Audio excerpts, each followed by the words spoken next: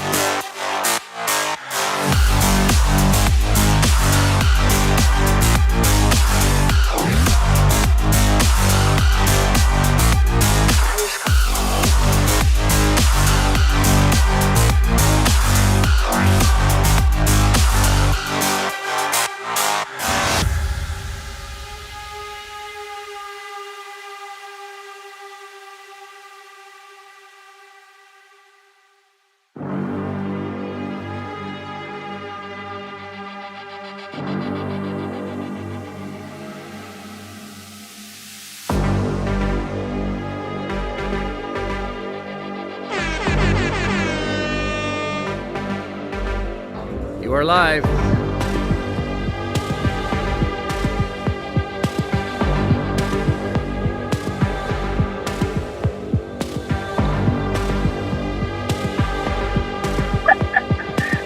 What? Wait, what's going on? Hey, what's going on, everybody? Mr. McCloudy says, who won, Tony or Paddy? Paddy gave an ass whooping that only somebody in jail could appreciate. And by the way, thank you very much for joining us for the official stream of UFC 296. I'm David Potter, the big dick bandit of all of MMA, alongside with Mr. Franco, Fox Sports. That's it. Also, one of the greatest podcasts of all time.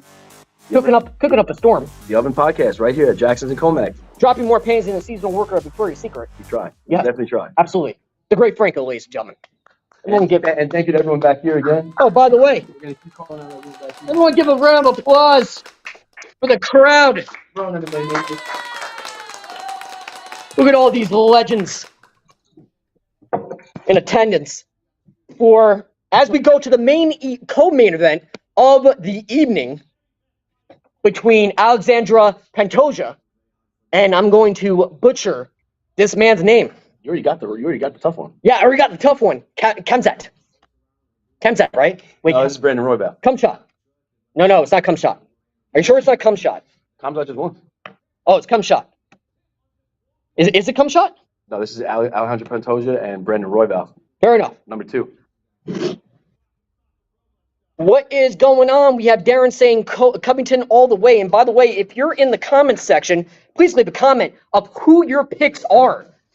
And by the way, with MMA Weekly, they're offering a once-in-a-lifetime opportunity. Something that it just went from 6 to midnight when I learned about this. All of the old clips. MMA Weekly has been around since 2002. And they have all their old clips up from Pride, UFC.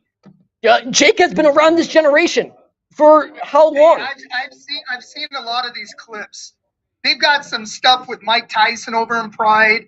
They've got some incredibly cool old footage. Absolutely. So make sure you tune in. And by the way, this is David Potter, and tune in to all of us on Fight World Live on Amazon Prime. Number 5 on Amazon, top 100 sports fan news shows in the world. And follow me on Instagram, David Potter IG, if you're not allergic to parties. As we go to the co-main event of the evening, America First says, let's go! Fuck yeah. Who's allergic to parties? I think, yeah, very true, very true. Who is allergic to parties? That's a very good point. And Jake Hatton is my co-host on Fight World Live. Jake, say hello to everybody. What's up, everybody? How you doing? Sit Pretty and Slay says 100, 100, 100. What's going on? How you doing, shorty?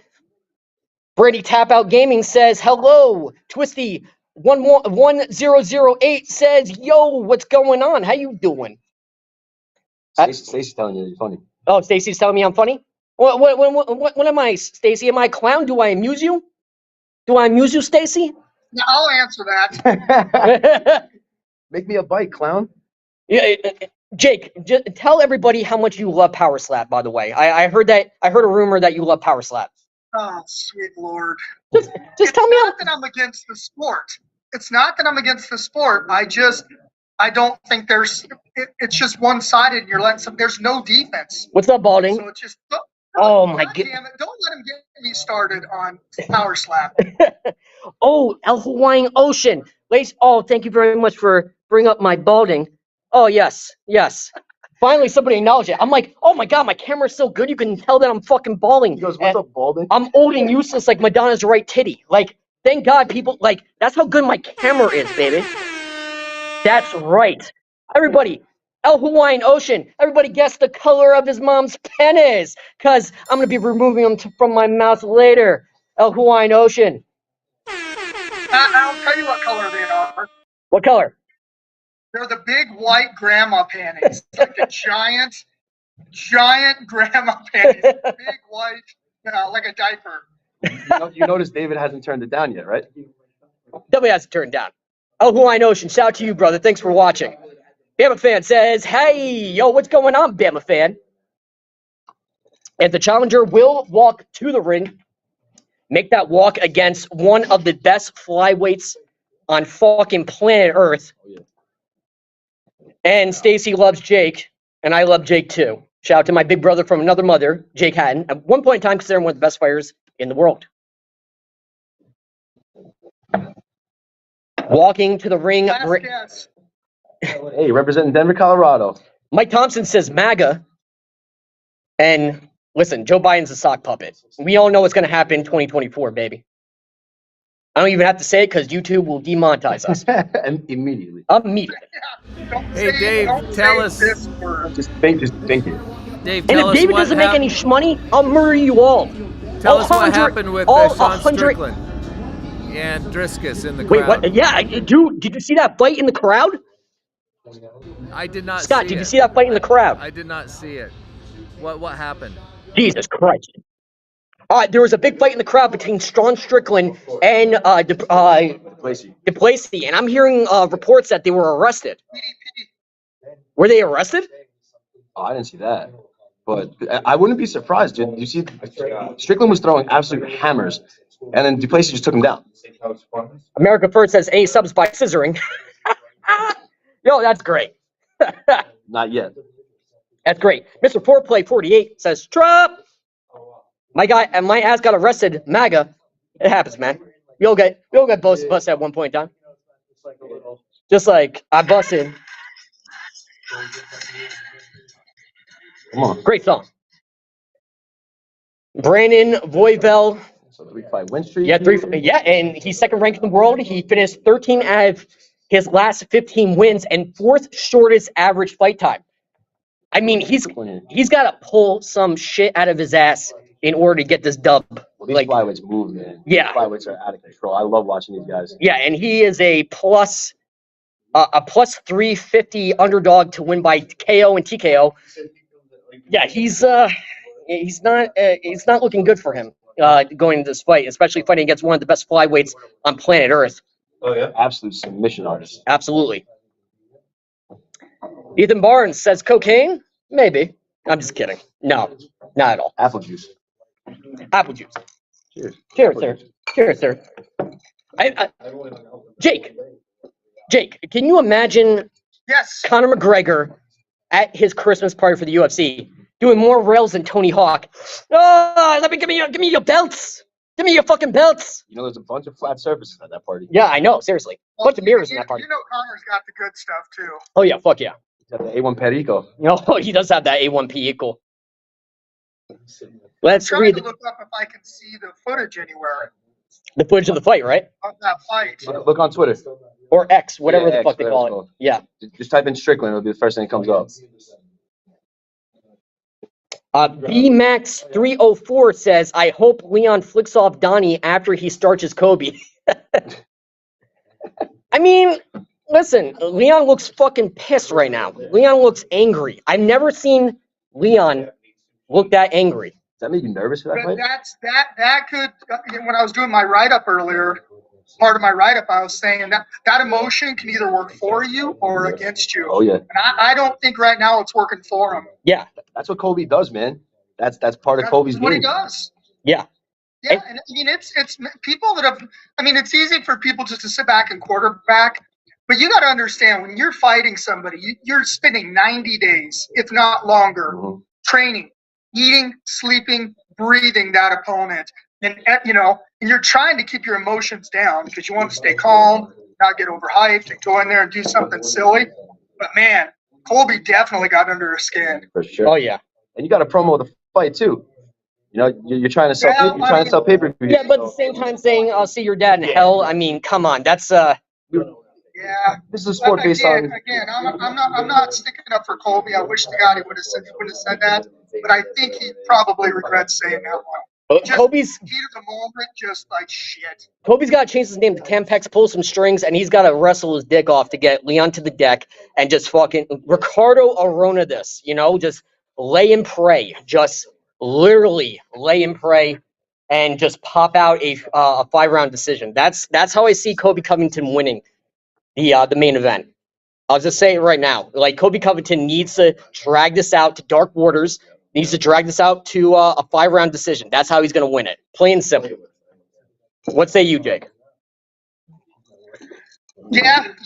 I mean, it's gonna be the same fight as how Usman fights. Oh yes. Oh yeah. He's gonna use his striking to close the distance, pressure fight, in and out, just try to wear him down. I mean, again, Usman dominated him in that first fight. Dominated him for almost 25 minutes and got caught, with a Hail Mary. And then the second fight, I don't think Usman was ready to come back yet.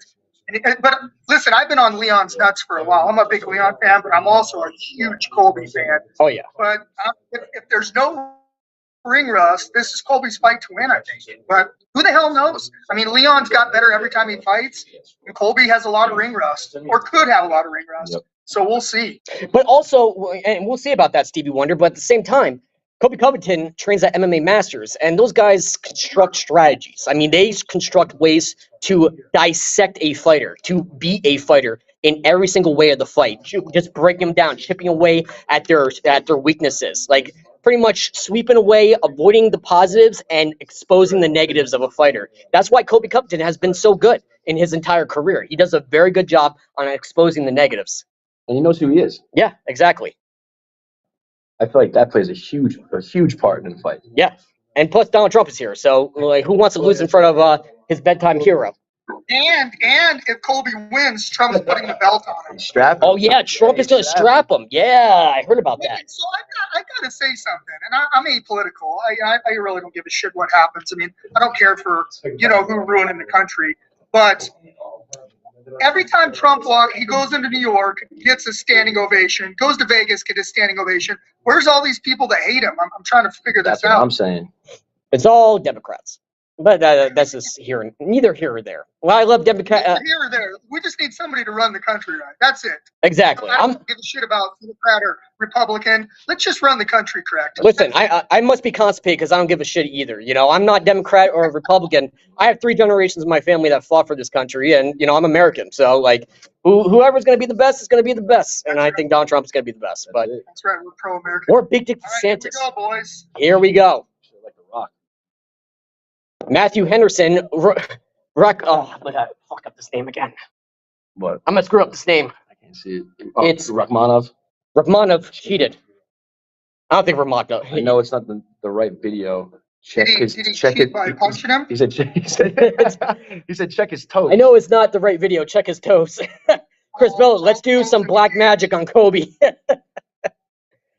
Yeah. Hey, listen, it's funny now because back in the day, when the early days of fighting, you could do pretty much anything. Anything. So they monitor it now, but before you could pretty much dangle off. I mean, it was a wild west. So the guys have it a little bit easier now. Absolutely. So if a couple toes are in the cage, I don't think that's going to sway the fight. And here we go, round number 1 for the co-main event of the evening for the Flyweight Championship. We're looking at 5 rounds here. Yeah. This could be a very long, drawn-out fight because both of these guys have gas tank for days, and they also have technique for days. They don't run out of speed at all, even in the later rounds. I feel like the fight is never run out. Guys, this actually could be the fight of the night. Yeah. There's familiarity.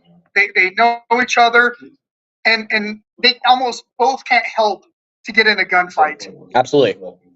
Gregster says Trump is a two-pump chump. Ask Melena. Well, hey, he got 2 pumps off. What do you want from the guy? Comment Hero says needs to go over 2.5 rounds. Fingers crossed. Russell Smothers says I could have bet so much money that Paddy was going to win. That would have been easy for anyone. Joseph said I just realized Drake bet on Leon. Oh, The Drake curse, man. Oh no. The Drake curse. the Drake curse Trump's getting in the octagon. is Right? freaking real. Trump is going to get in that octagon, and it's going to be an HR nightmare because you have Sean Strickland, who says women shouldn't vote. Sean Strickland might not even be in the crowd anymore. You have Sugar Sean O'Malley, who just bangs anything that moves because his wife has an open arrangement with him. Not for nothing. What a predicament to be in. What? Like, Don't threaten me with a good are you time. kidding? I get to clap cheeks with anybody and get married? Where do you find this girl? Where do you find this girl? Where do you find this angel? Literally. I gotta have some words with Sean. Exactly. I gotta rethink my life decisions, right, Jake? Perhaps. Pretty much. I mean, you live in Vegas. You know what we're talking about. Yeah, you know what you're talking about, Jake. You know what we I'm mean, not saying gentlemen. we'll plead the fifth on this one, boys. Ordinary Pete says, and by the way, in the first round, it's just a feeling out process right now, especially with flyweight, where knockouts are few and far in between. Nice outside low kick, nice kick right to the body, combination. Now they clinch up, knees to the body from Pantoja. I just fucked up that name. Nice double A takedown. Now trying to pass the guard. These boys are going for it. Yeah, Oh, yeah. This is where Royval does not want to be right now. Oh, yeah, this is a great fight. Come on, guys. That is not cool. From Venom Pup. What's not cool? The Greg Sir 24 says, peace, bro. Well, see you later, sir. Instead of getting laid, you're watching me. So congratulations. I'm watching Mr. Franco. So, Not you for know. nothing. Not for nothing. Maybe. And we're the same way. We're not getting laid either. So, I'm not giving my wifey 3.5 seconds of mediocre wienering. So we're in the same boat right now. So just enjoy the stream. She's gonna have to wait till tomorrow. Wait till tomorrow. Until she rethinks her life decisions. Especially after this broadcast. After the broadcast. Pantoja gets the take. Nice up kick. Oh, ooh. Nice up kick. Oh, shades of Shogun versus Little Nog. Pantoja those are some good trying to go for a triangle, and Pantoja is going to pass right now, and it's going to go to side control. And Royval is doing a very good job of defending with those up kicks, with those heel kicks, doing a very good job of defending.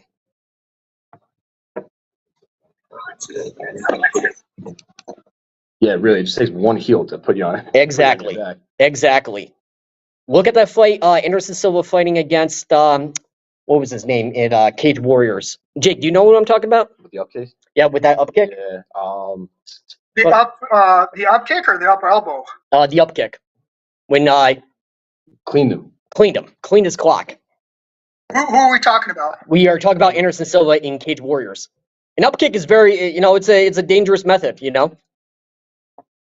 God, what was it? Enzo Gracie. Oh, rolls into a heel hook. Royval rolls into a heel hook. Dangerous predicament. And Pantoja rolls right out. Nice. So slick. So slick. This is the grappling you like to watch. Yeah. So slicker than Franco and prom weekend. Oh, And goes right into full mount. I had 2 prom weekends. You had 2 prom weekends. Look at you big dick bandit. Come on. How many girls did you bang besides all of them? We have 330 people watching us, and we want to thank all 330 of the big dick bands for watching us. 30 seconds left in this round. Goes for a high kick, follows up with a left hook. Knee to the body from Pantoja when he's inside the pocket. What about just touched him a little bit there? Yeah, just a little bit. Oh, follows up with a left after they clinch up. Working angles very, very nicely. Especially with flyweight. Ooh. They don't have knockout power with flyweight. Oh, nice outside low kick. Shoots out that right, and they break up the action. Good first round. Yeah, Good great first round. I have to go with Pantoja with the first round. Yeah. Yep. What do you say? I think he just he squeaked that first round out. By the way, this is Dave Potter, the big fan of all of MMA, along with Jake Hatton. Watch us on Fight World Live on Amazon Prime. Number 5 in the world, Amazon's top 100 sports fan news shows in the world. Big shout out to Franco on Fox Sports News, and also check out his podcast all about cooking. And we are at the best restaurant on planet Earth. I'm gonna hype him up like the second coming of Christ. Shout out to Jackson's. Jackson's and Comac. I got you on the Comac. I know you don't. I know I can't pronounce I it. know you know where we are. I'm half retarded, Franco. Come on. You're coming from Jersey. I'm coming from Jersey. Oh, we're loading.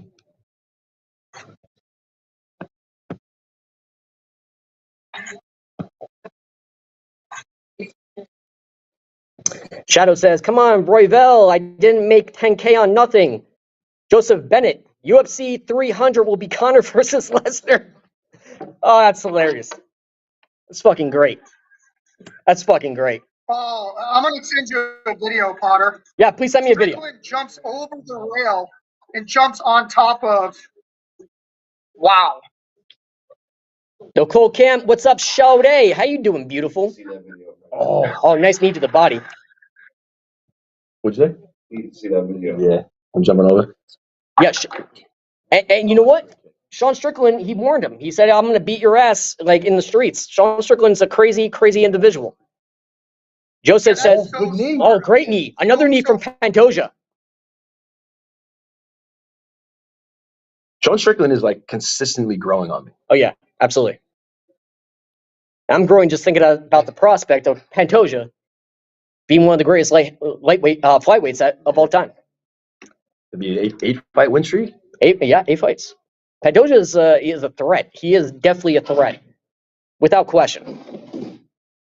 Jake, what do you see opportunities for Royval to take this fight back? Nice outside low kick, but what do you see, Jake? You know what? He just seems to get. Hey, check your video. I just sent you the YouTube of the fight with Strickland. Oh, I'm just seeing it right now. Strickland jumped over the guardrail. We're watching it right now. That's just fucking stupid. It's just stupid. Apparently, they got arrested for it. I heard. Well, he jumped over and assaulted another. I mean, whether it's a fight or not, Yeah. just use your head. Right. Yeah. You talk about not bullying people, not saying. I mean, use your head. They're gonna sell some more tickets on that fight, though. Hey, Nicole Camp, what size shoes do you wear, baby girl? I'm gonna guess. I take back what I said. They will sell a shitload of tickets Oh, yeah. now. I take back everything that I said. You know what? Get arrested and just get out of jail like tonight, and you're gonna sell quadruple what you would have anyway. Exactly. Exactly. UFC will pay that bill. They're like, thank you for the marketing. Oh, Dana White's already bailing him out. Jake, you know what size shoes that Nicole Camp wears? I'm gonna guess it's gonna be size sexy. Comment Hero, figure I'd be the hookup. What's up, Comment Hero? How you doing, my good friend? Comment Hero, another big dick Bennett. Love you, man. Or for S, chances of Pantoja getting a finish. It's a good possibility, but I think he's gonna ride out to a 5-round decision, to be honest with you. We still got a lot of Yeah, I fight think left. so. I don't think Royval's got the strength, and I think you might see a finish in 4 or 5. You might see him just grind him to dust. Right. Hey, so you guys did you guys ever fight in a 5-round fight? Yes. At what point of the fight are you sitting there like, oh my god, this fight, the time is not moving? Round 1. Round Yeah, one. round one. Round one's always the slowest. Yeah, right? round one's always the fucking slowest until then- you get your bearings, and then it gets quicker Yeah, and it's quicker. yeah. And then, like, especially if you're losing round 1 or if you lost round 2, and then time gets quicker, and it's like time's working against you. It's kind of like when you walk, and especially for people, 500 big dick fans right now. Thank you very much for watching me and Jake and Mr. Franco. But it's like when you're late to work and it seems like time is working against you. That is like what happens after the first round will dictate whether time is going to go slower or faster. And it feels like that, right, Jake? Would you agree? Yeah, no, you're right. And the thing is you train for 3 5-minute rounds all the time. So when you train for those 5-5s, those round 4 and those 5, those championship rounds, that's where you make your money. Yep. I mean, that extra 10 minutes is insane. So usually you'll start the fight slower and try to ease into the pace because you can't go. When you see those guys just gunning that first round, in a 5-minute fight, Yep. you know they're never going to make it the distance. You're so right, though. That fourth and fifth So right. round, man, they make or break you. Absolutely. Like Dom Reyes, John Jones. I thought Dom Reyes was winning that fight, and he just didn't look like a champion in the fourth and fifth round. Zachary says LMAO. Rob Murr laughing as well. Oh, nice combination for Pantoja. Oh, Royval is rocked. More shots to the face than a Paris Hilton sex tape in 2003. Oh, nice kick to the body.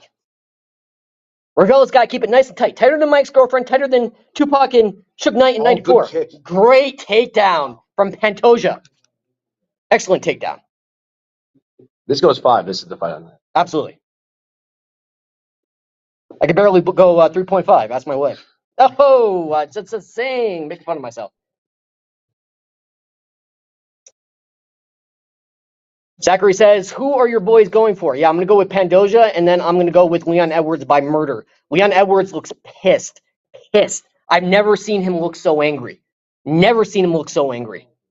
Yeah, I'm a big red coat tonight. Yeah. Big red coat tonight. Yeah, especially about the comments about his dead father. I don't know if that's a good. Yeah. I just don't know if that's good to be that mad. Fighting, Yeah. you gotta. Speeds up on you a little That bit when you could get that mentally mad. drain you and take away your breath. I mean, Exactly. Exactly. Great double just don't takedown. know. I And I want to remind everybody on MMA Weekly. And by the way, I get some cheddar cheese out of this as well.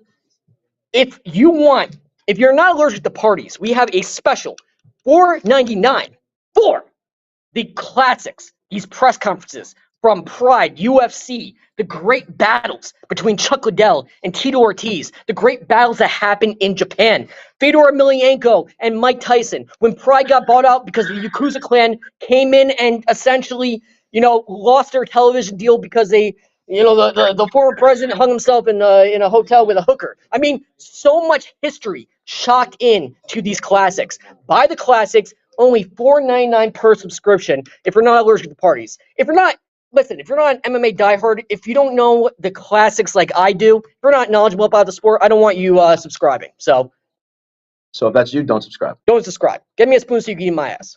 And as we go to round number 3, and Pantoja is in complete control.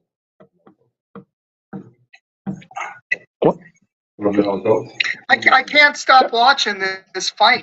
Then I'm a Red Bull. No more. Yeah, vanilla Coke. Yeah, Love it. sounds good. It's my go-to. Alfredo, Jesus Christ, and died for your sins and loves you. Oh, Alfredo, thank you very much. Apparently, Jesus Christ died for my sins. Another great takedown from Pantoja. Just perfectly timed. Alfredo says that Jesus Christ died for our sins. I did not know that. Thank you very much. I appreciate it. Did you know that, Jake, that Jesus Christ died for our sins? Alfredo, prove it. Prove it. You won't. I also think Bryce Mitchell is wondering.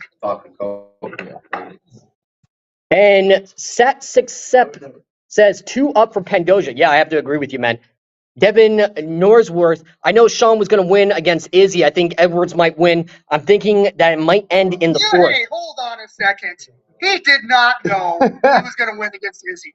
Give me a goddamn break. Nobody will take that fight.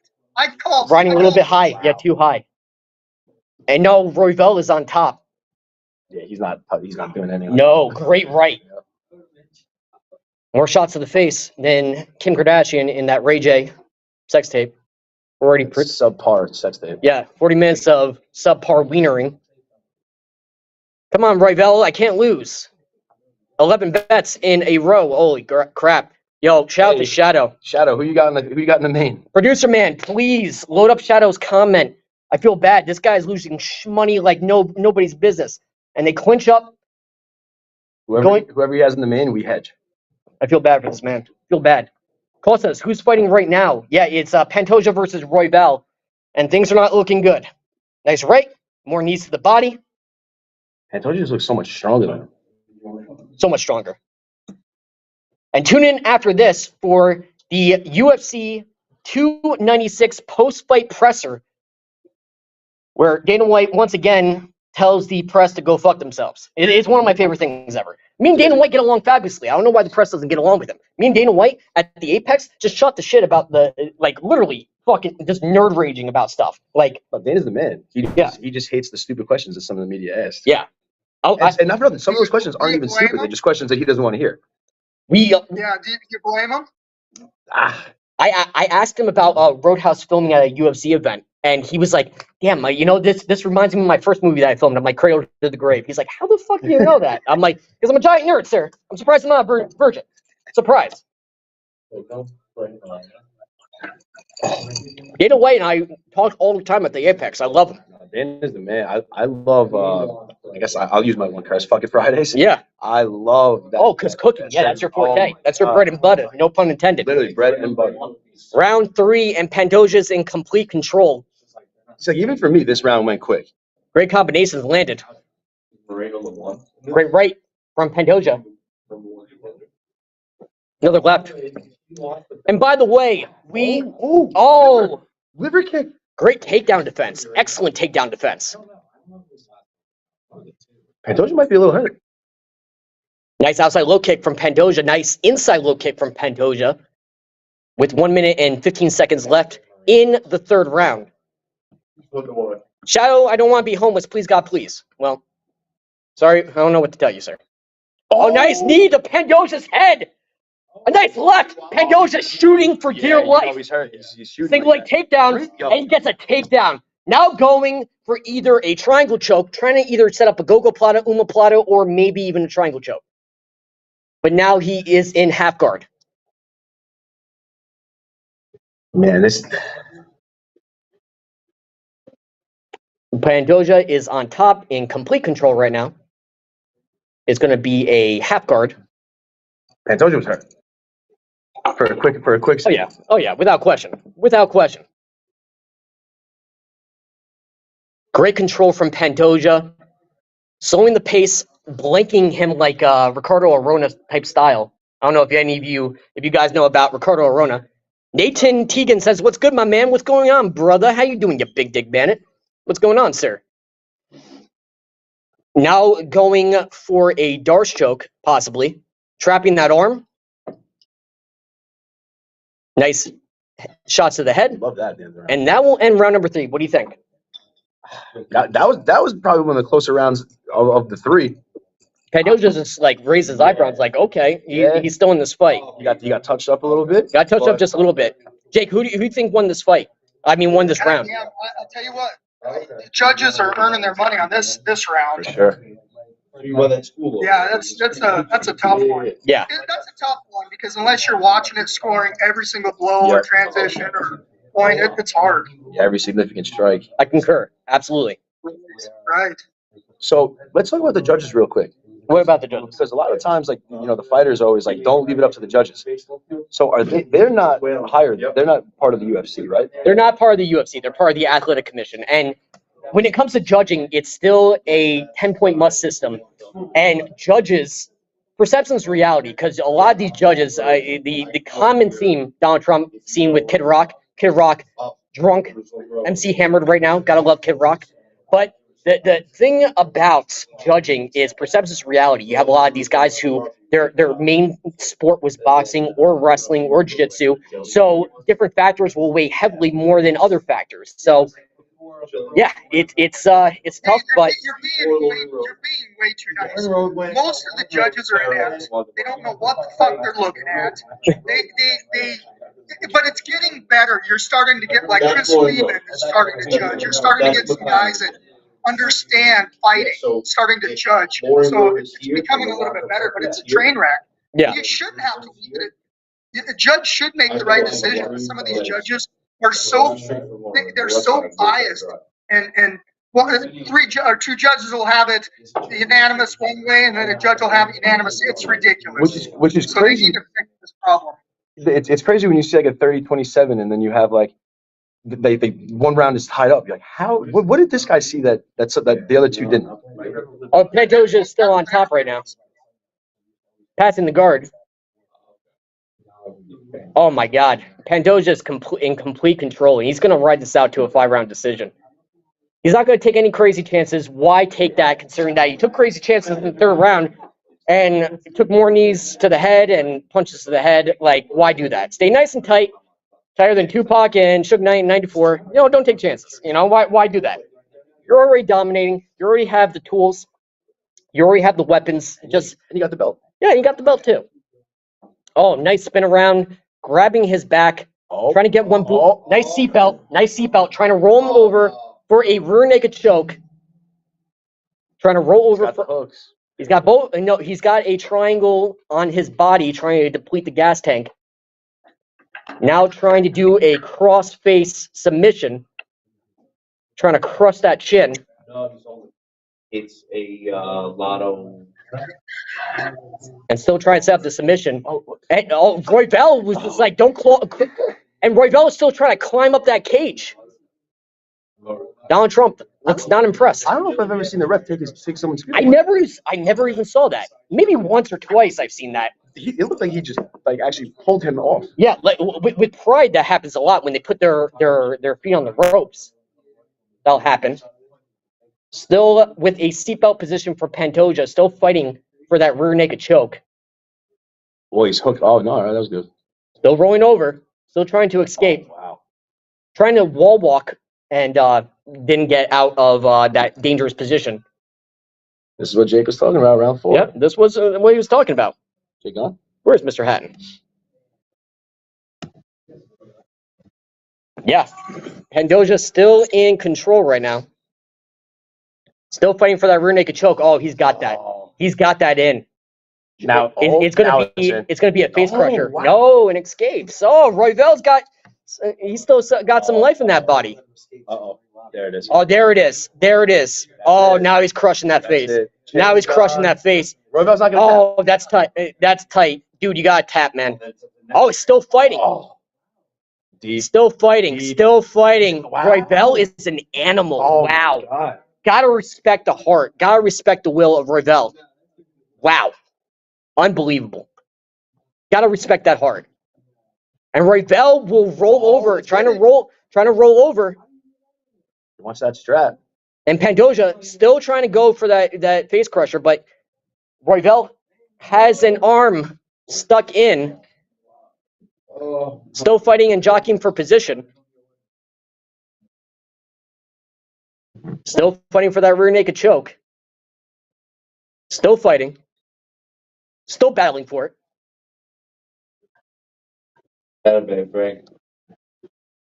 More punches landed from Pantoja. This is not going to be an eventful fight, ladies and gentlemen. It's not going to be a bingo bango knockout, especially with a flyweight. Bingo bango. Bingo bango. It's not going to be a bingo bango fight. It's going to... Who's winning from William Ross? Yeah, Pantoja is definitely winning. And now he's going to go into full mount. 30 seconds. 30 seconds. Oh, rolls him over. Wow, Royval's now on top. And now ground and pound from Royval.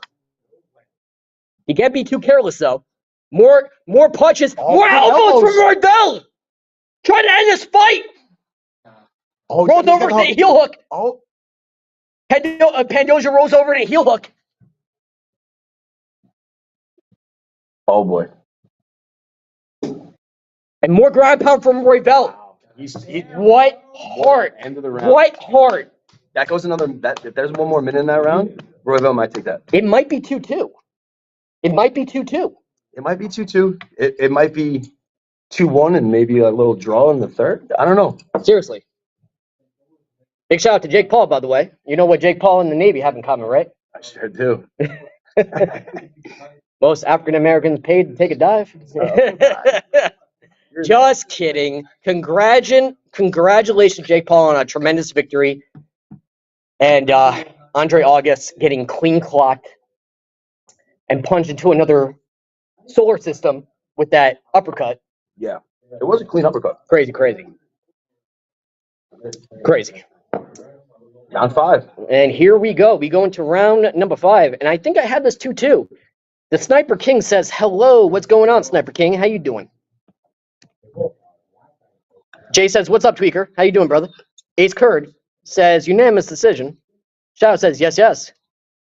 More Indians posting illegal streams. Please click on that link if you want your computer to have herpes, kind of like Ian Gary. Do it. Do it. Black Boys winning from JCB Barnett. Gotta love the black people. I love them. Hoops. Oh, more combinations from Pantoja. Pantoja can't stand with him like this. Exactly. William Ross, who's winning. I have it 2-2. I have it tied. Very surprising from Royval. And now these guys are fighting inside the pocket, just going to war, trading bombs right now. Wow. You got to respect the heart from both of these guys. This is what Royval wants right now. Yeah, absolutely. And we go to round number 5. Nice right hook. Right hook. Nice uppercut from Royval. The nose. Oh, another more rights from Royval. Oh, Pantoja's in trouble. Oh, he's hurt. Royval's a dog. Royval is a dog. Royval's feeling it right now. He's bopping. Nice outside low kick. Royval's got to start checking those. Oh, Pantoja is tired. And he looks rocked. He looks like he's in wobbly legs. Pantoja's in La La Land right now. Yeah, absolutely. Well, Royval's got that high altitude training too. He's got those good. Great combinations. Pantoja's not out yet, Jake. Great combination. He looks gassed. Yeah, Pantoja's in trouble. More combinations from Pantoja. More shots to the body than me at Rutgers University in college. Body shots? Yeah. No, I didn't stick the landing on that joke. I'm sorry. No, you did. You got it. Pushing against the body. Oh, Pantoja is so gassed. Hands low. Telegraphs that right. He almost can't even. Pure will right now, boys. Pure will. Yeah, exactly. And Royval is going for the kill. He's going for broke right now. This is that championship round you're talking about, Jake. Oh, nice outside low kick. This is it. More combinations land from Royval. He's trying to steal this round. Royval might just got hit pretty good there too, though. Again, using that right. Royval is southpaw, which is very, very hard. Nice kick to the body. Royval counters with another combination. Nice right. What a fight. Nice lefts and rights from Royval. Oh, another combination from Royval.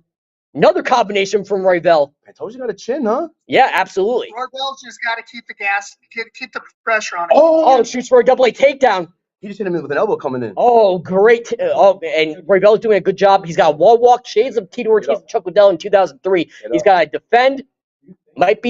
Don't drop for a guillotine. I wouldn't drop for a guillotine in this position.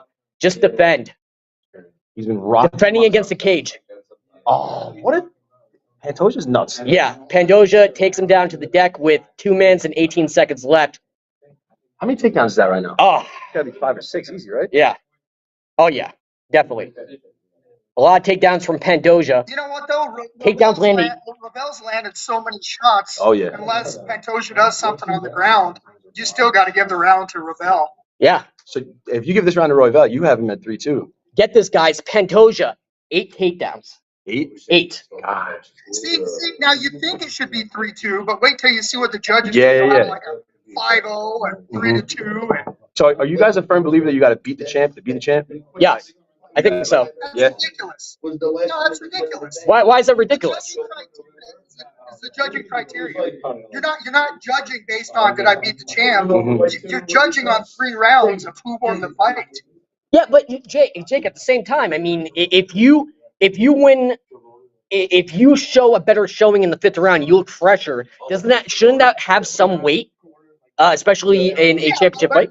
If you just looked at 2 separate entities and they fought, you're scoring them even. That's how the scoring system works. If one guy's the champion, he doesn't get any benefits in the scoring. You still got to win the fight. Fair enough. And Pantoja in side control, now trying to pass the guard. He was. Now trying to set up an omoplata or gogo plata from Royval. Yeah, I agree with the folks in the crowd. 50 seconds. We're surrounded with people that know what they're talking about. Yeah, Oh my sure. God. I'm going back to Jackson's every single time for a fight night. Oh my God. I love these guys. We're flying Jake in. Yeah. I go to a bar and they're like, I would have fucked him up. And like, he's fat and like bulging. And I'm like, Jesus Christ. I'm going to punch you right in the vagina. That's because you're from the bro. That's what you hear at the bar. Yeah. Hit him. Hit him. Royval is going to be rolling over to his tummy.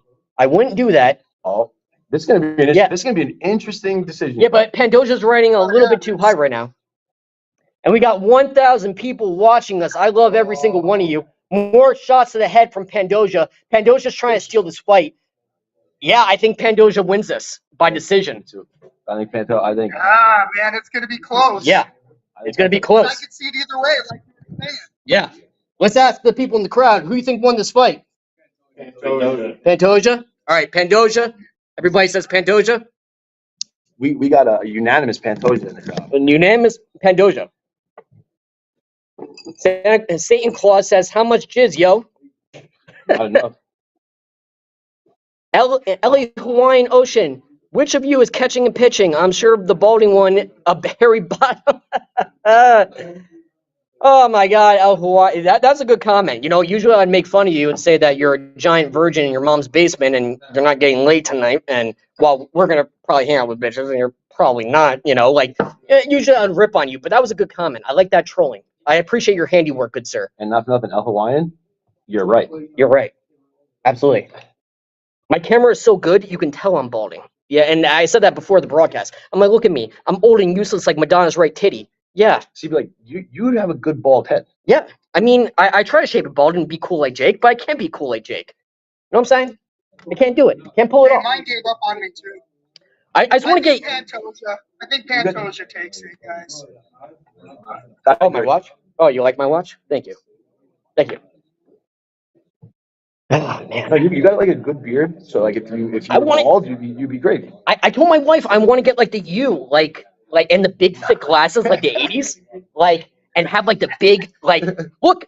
And she's like, no, just try to grow it out. Just we'll get surgery or laser. I'm like, no, I don't want to get fucking laser. I want to get a U. Like, come on, man. Like, don't kill my dreams. If I was bald, I would look so bad. I have the fattest head in Long Island. Well, there's only one solution to this. I'm gonna have to fuck her friend. Oh, dang. And we go to the judges' scorecard for decision. Who's going to win this fight? Here we go. Holy shit. Yo, the ref is on the move. I'll hit you. We go to the judges' scorecard for decision. What do you got, Jake? Jake's on the phone. 42-17.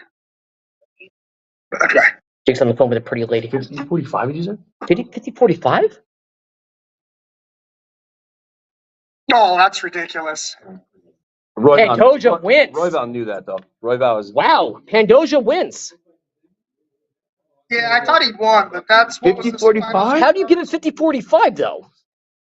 This is what I talk about when it comes to judges, that perception's reality. So these judges are all old, and again, old like me, like useless like Madonna's right titty. Like, you know, they're all like, they're majoring in one style where it's like wrestling, where that's going to hold a higher weight than boxing and like jiu-jitsu, or these guys have a specialty in jiu-jitsu or wrestling. Like these judges, you know, they a different style and a different predicament is going to hold more weight. A jiu-jitsu guy will see like... And Dave, you're right, but that's why these guys should have some sort of minimal training. Yeah. Like some sort of jiu-jitsu, and understand that just because you take a guy down, if the guy's attacking off his back, you go for submission attempts, those are points. Those are points, and that's what the referees just don't see. Well, when does the UFC bring that into play? When do they start training these guys? They've been trying. It's the boxing commission that appoints the referees. So go back to the boxing commission again. Sarah says, never let the judges decide your fate. Absolutely true. Fish on Irish Outdoors says, I know a guy. Shadow knows, no! Shadow, you're homeless? Oh, wait, now they're playing, we're playing the clip right now of Sean Strickland getting arrested for fighting the priest, I think. Yeah, jumping the guardrail. Are you sure he got arrested? Yeah, I think so. Yeah. That's what I heard. Throwing hammers. El Hawaiian Ocean, you're funny, man. I can't believe UFC didn't have security on Strickland because he's such a wild card. El Hawaiian Ocean, you're funny, man. I'm just joking. Thank you for being a good sport. Dude, trolls sing the songs of my people. I love fucking trolls.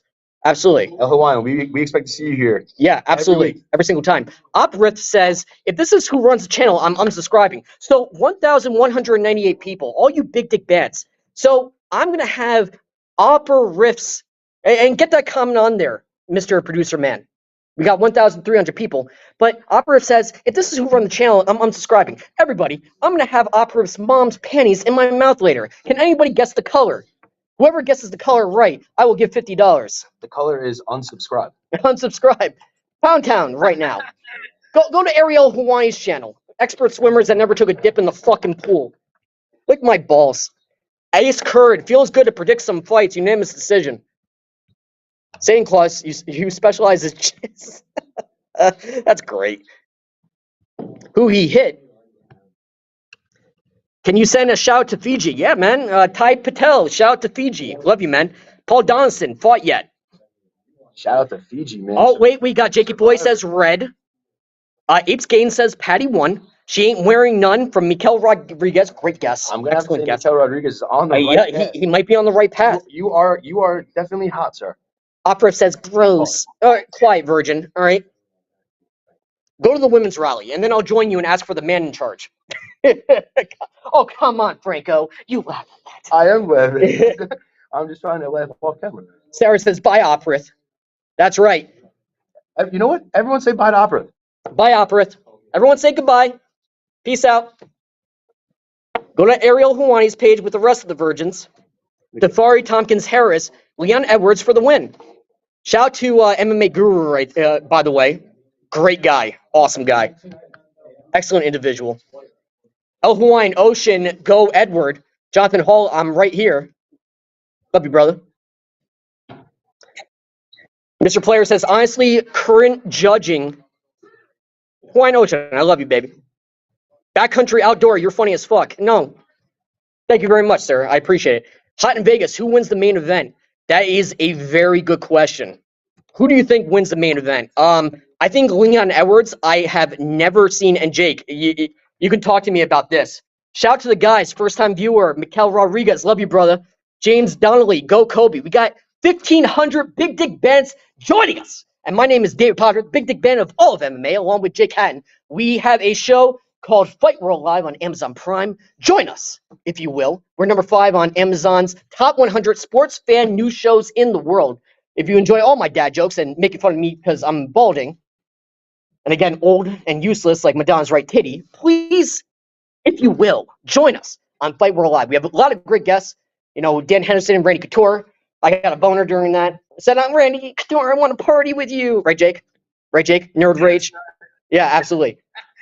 Absolutely. Chris Lieben, a lot of great guests. But like you said, it's a great format if you never watched the show before. Absolutely. 5 questions. The show is a lot of fun. It's not the typical interview with the fighters. It's more of a good time with the guys, getting a little bit about what they're doing. Absolutely. And then just having some fun with the fighters. And that's why they all tune in. And Jake Hatton rips on me because I love power slap and I appreciate anybody. You could play every sport with 1 ball, but combat sports takes 2, Mr. Gabe.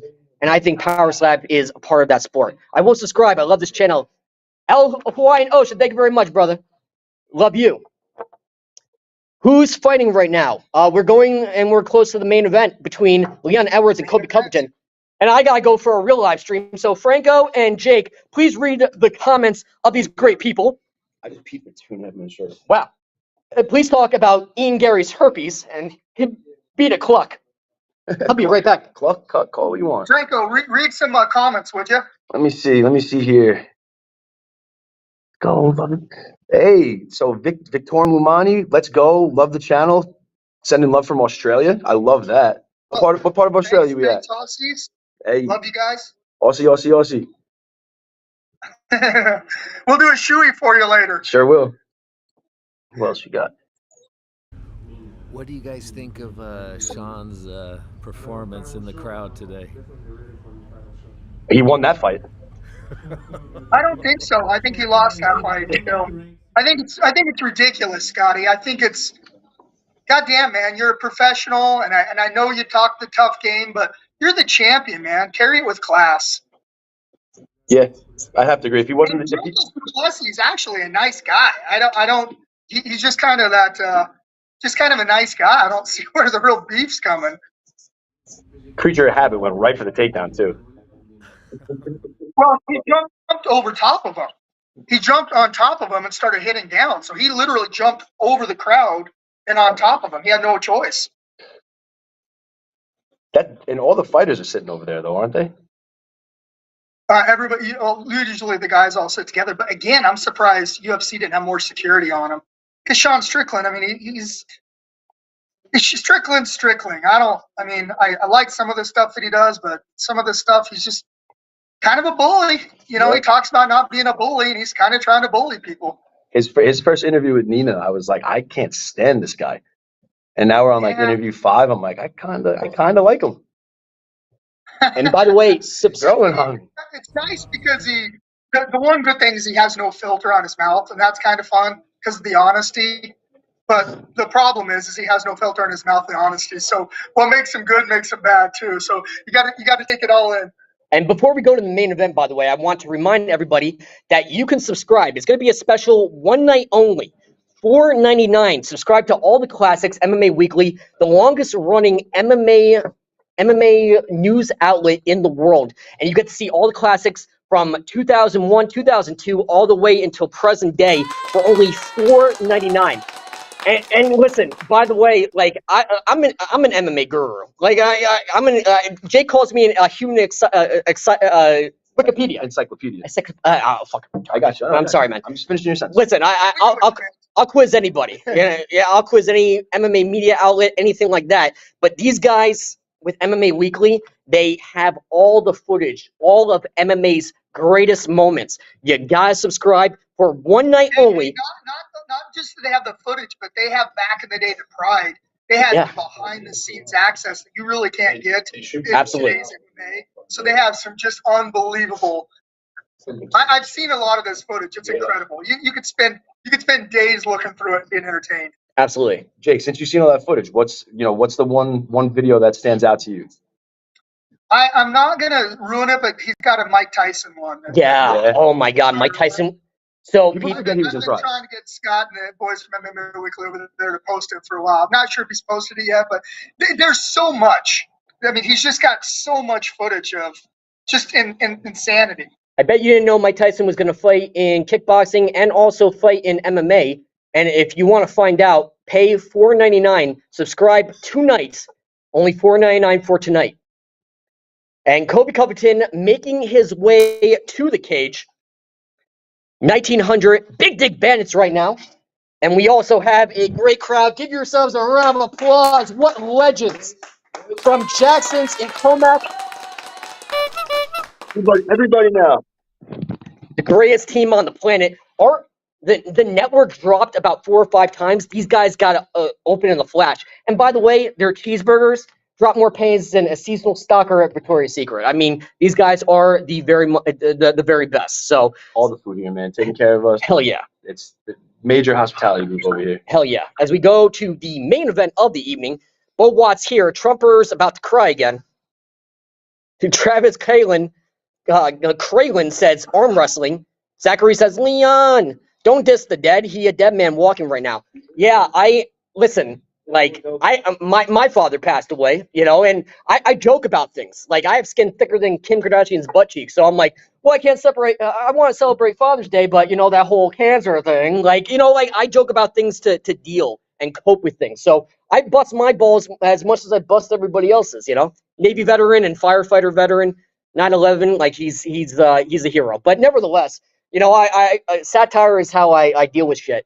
But like Leon Edwards, butt cheeks, he says. Kim Kardashian, thicker than Kim K's butt cheeks. Exactly, but some people are sensitive about that. You know what? Everyone, let's clap with Jake.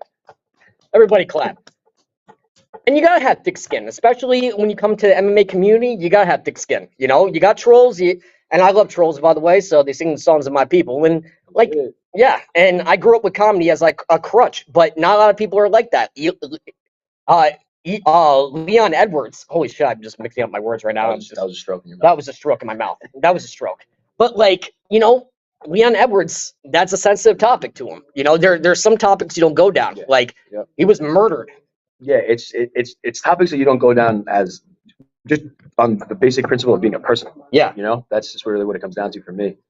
There's a respect factor. And if you can't present that, like you deserve to get your ass beat. Yeah, but you know what? In all fairness, all these guys, none of these guys. You watch the Pauls, you watch the Mayweathers, the Connors. I mean, this shit's been going on, and it's getting worse and worse. There really is no rules anymore. But you're right. There should be a gentleman's rules. Yep. A gentleman's set of rules, but that's kind of gone out the window. It's unfortunate, but I think that ship sailed. And Colby Covington talks to Trump. Trump gives him words of encouragement. If Colby Covington wins, Trump will put the belt on him. This is where things get very, very, very squirrely. America First says, where are all my not big clip bandits, it's big dick bandits, my friend. I kind of like the big clip in. Yeah, that's actually good. America first. That's actually not bad. Not bad at all. Bunch of heavyset wide flow in this place, you know. Z-Stop P. I'm romantically in love with men. Okay, whatever floats your boat and finds your lost remote. Ronnie Zielinski says, rest in peace, Joe Rogan. Every time I'm on a stream, Joe Rogan dies. So, Jake Hatton. Hey, by the way, I got 2 things to say. Yes. Number 1, mushroom tea. Yes. Actually, mushroom coffee. That's what I was drinking. Yeah. Mushroom coffee. Oh, and we would have never gotten that. Paul says, thank you so much for doing what you do. Thank you very much. Listen, this is a mutually beneficial business relationship. So we commentate, Franco with Fox Sports and with his own podcast, The Oven, and me, myself, with Fight World Live and everything. We just want, me personally, I just want people to love MMA as much as, as much as I do. So, but you guys watching and tuning in, that it's a mutually beneficial. You guys have to commit to watching as much as I have to commit to bringing it to you, and not giving my wife 3.5 seconds of unfulfilling, underwhelming wienering. So, it's a mutually beneficial business relationship. So I appreciate every single one of you. Is this your water? A noodle? It's a noodle. No, this is powder. All right, give me a handshake, please. Come on. Oh! That's powder. That's me. it. Yeah. That's our new handshake. That's on site too. That's on site. Hey, guys, I got to be honest, man. I can't sleep on Colby. He's a dog. He's got the style to do it. We'll see how. But his biggest problem is against Kamaru, he comes out slow. So he can't come out slow and let Leon, get that pace, get that rhythm.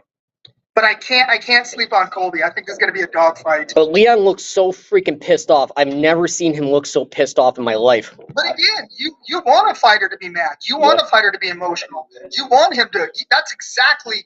Again, I'm not agreeing with what he said, but that's exactly what you want. Yeah, he wants to speed him up. You don't want a calm fighter like Fedor in there, ready to go smash your face and just calm as can be. He doesn't look like he's too mad right now though. He looks pretty relaxed. Capital Rayman says Ian Gary wanted to be here, but he's battling a yeast infection. That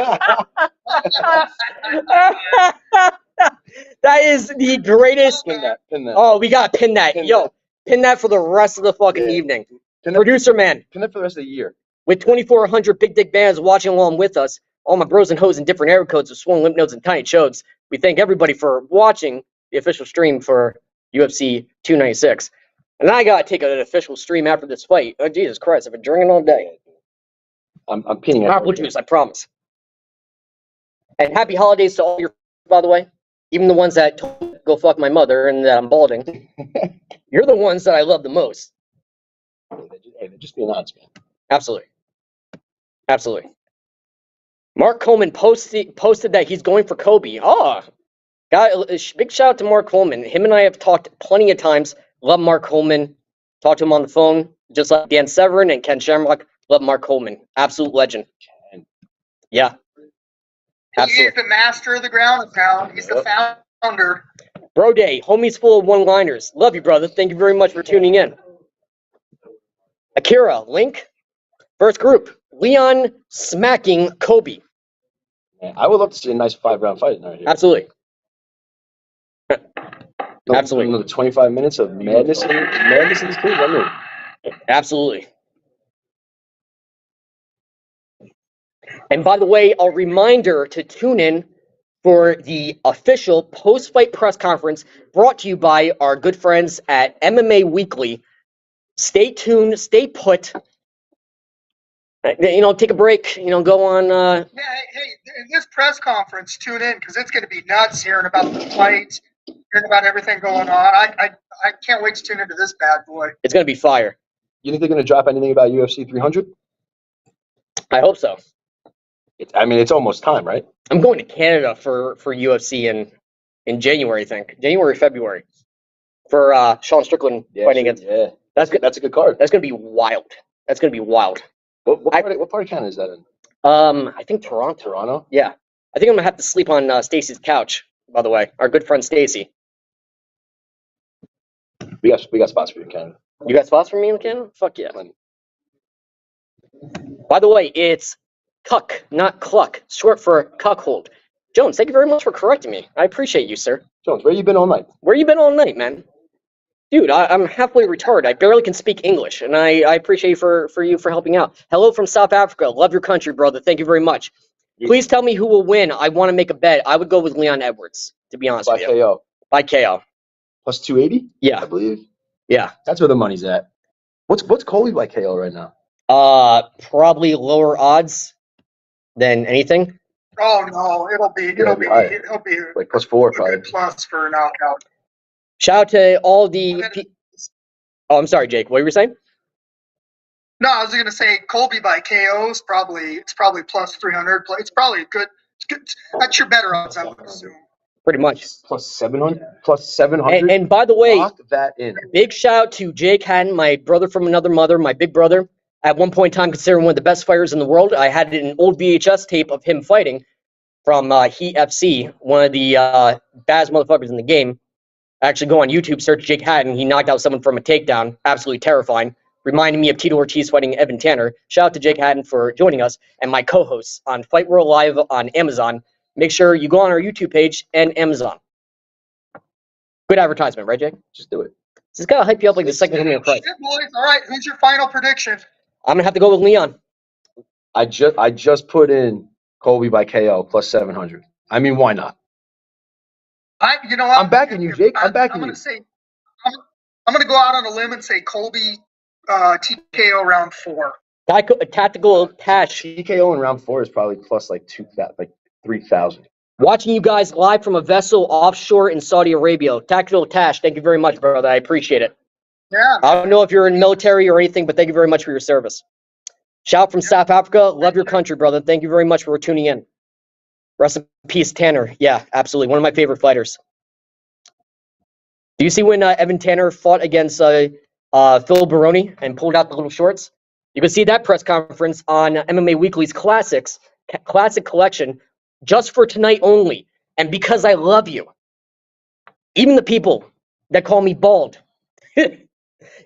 $4.99 and subscribe and tell them that David Power sent you, so I get some money.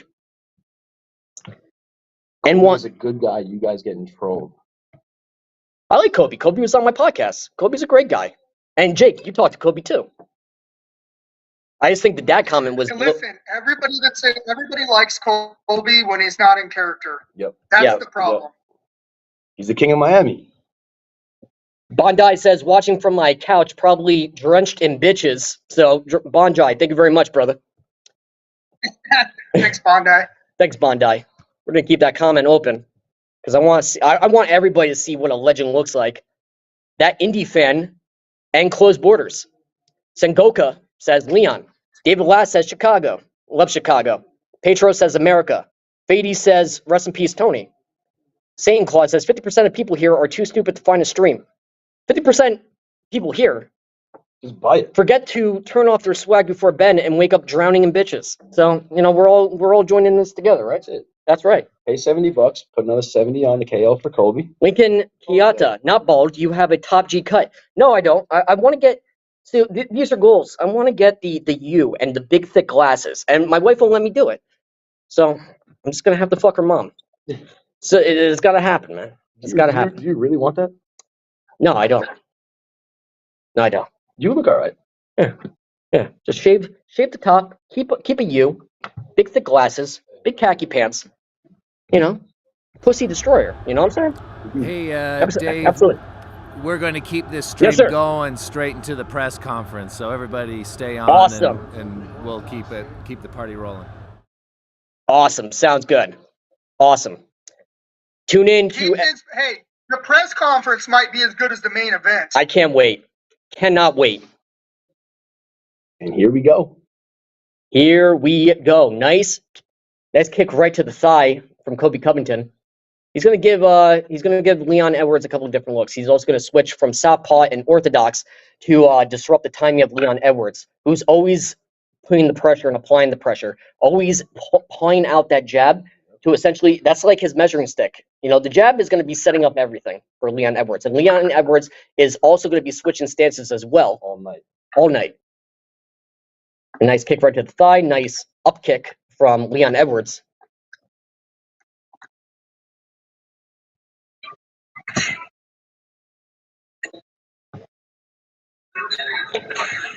3,700 legends right now watching along with us. 3,700 people. Let's go. Let's go. Along with commentating with the best guy in the game, Mr. Franco, and the legend himself, the living GOAT, Jake Hatton. And Scott as the producer. Pulling out that jab. Right now, they're taking the temperature. You know, they're just computing data.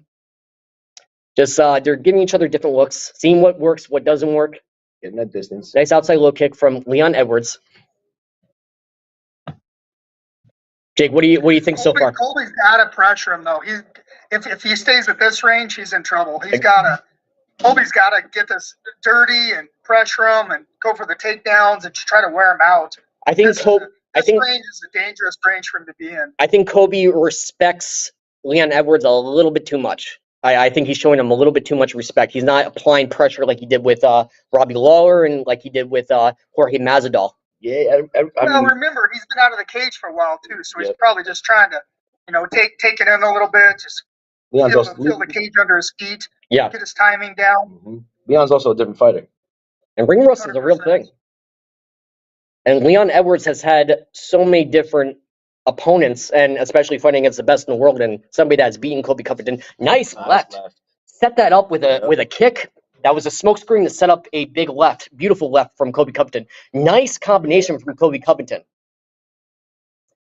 Trump, Kid Rock looking on.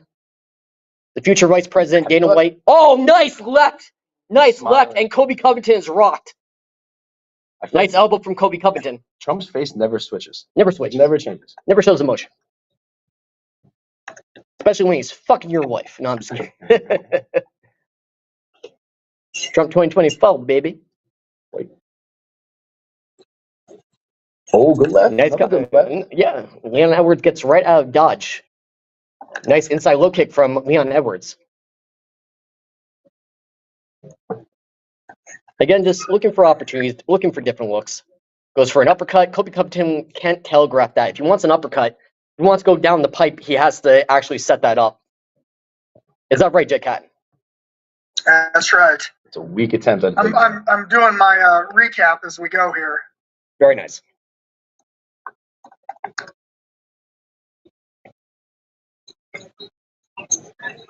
Again, Leon Edwards is circling around. Colby Covington's got to put a little bit more pressure on him. And Leon Edwards you can't move backwards with Leon. You cannot move backwards. You gotta move forward. If you're moving backwards, you're just letting a great striker have his way. Yep, absolutely. Leon's so quick, man.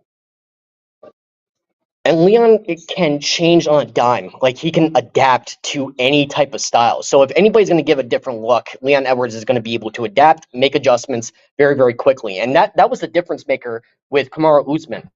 He was able to make changes. And by the 5th round, he was like, okay, now I know what happens when I do this, to drop his hands to land that kick. Yeah.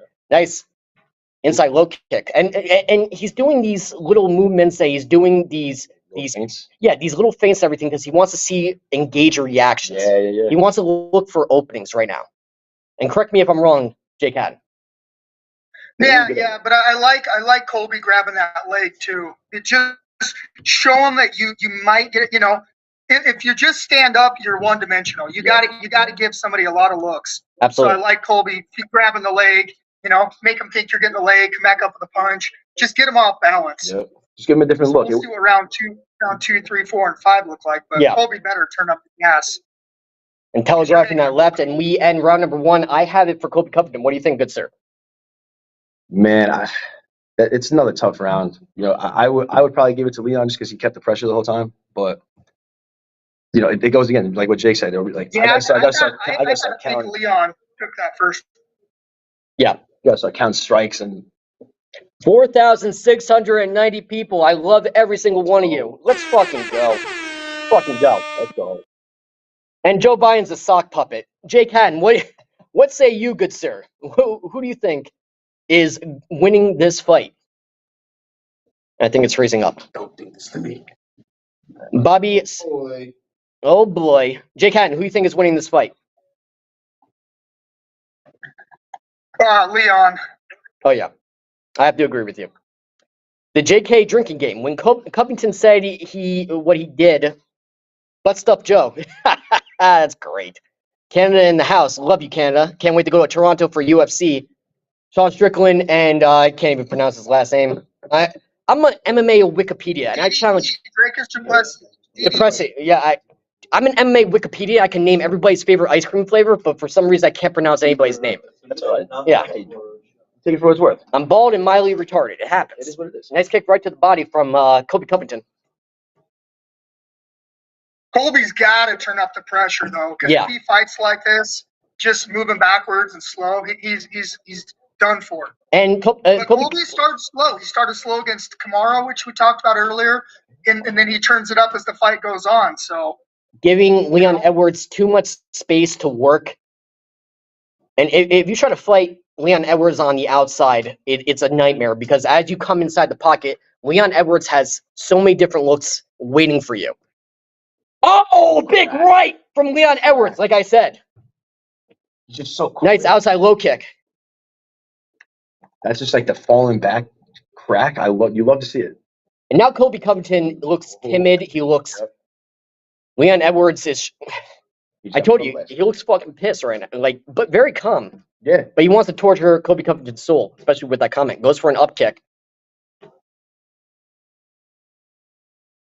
Oh, clinches up and a big left hook from Leon Edwards. Colby's biting at everything. Sneaky elbows too. Don't forget about the slicing elbows. Absolutely. Colby's biting at every feint too. Yeah, he is. He's reacting. That oh shit light's coming on. Staying nice and he's staying tighter than he every time that Leon feints, every time he makes a movement, every time he shifts the dick to the left or the right, Colby Covington's staying nice and tight, tighter than Tupac and Suge Knight in 1994, tighter than my ex-girlfriend. Like Colby Covington, that oh shit light is coming on, and he's just boxing up. He's completely intimidated. You're gonna get in trouble. You keep bringing up your ex-girlfriend. Very true. Very true. We're gonna work on it. And Leon Edwards checks that kick, and Leon Edwards follows up. So now Colby Covington, he says, okay, I can't set up shots right now because if I do an outside or inside low kick, Leon Edwards is going to have something waiting for me, either a left hook or a right hook. So now Colby Covington's running out of options in his mind, but he has plenty of options. And he's got plenty of time. Outside low kick from Colby Covington. Colby seems to get better as the fight goes on, too. I mean, we saw that with Kamaru twice. Yeah, right. He does have a tank. But boy, if he sits at this range, like we talked about, he's doomed. Outside low kick from Colby Covington. Again, that is just a smoke screen to try to get inside the pocket and set something up. Nice high kick from Leon Edwards, but blocked by Colby Covington.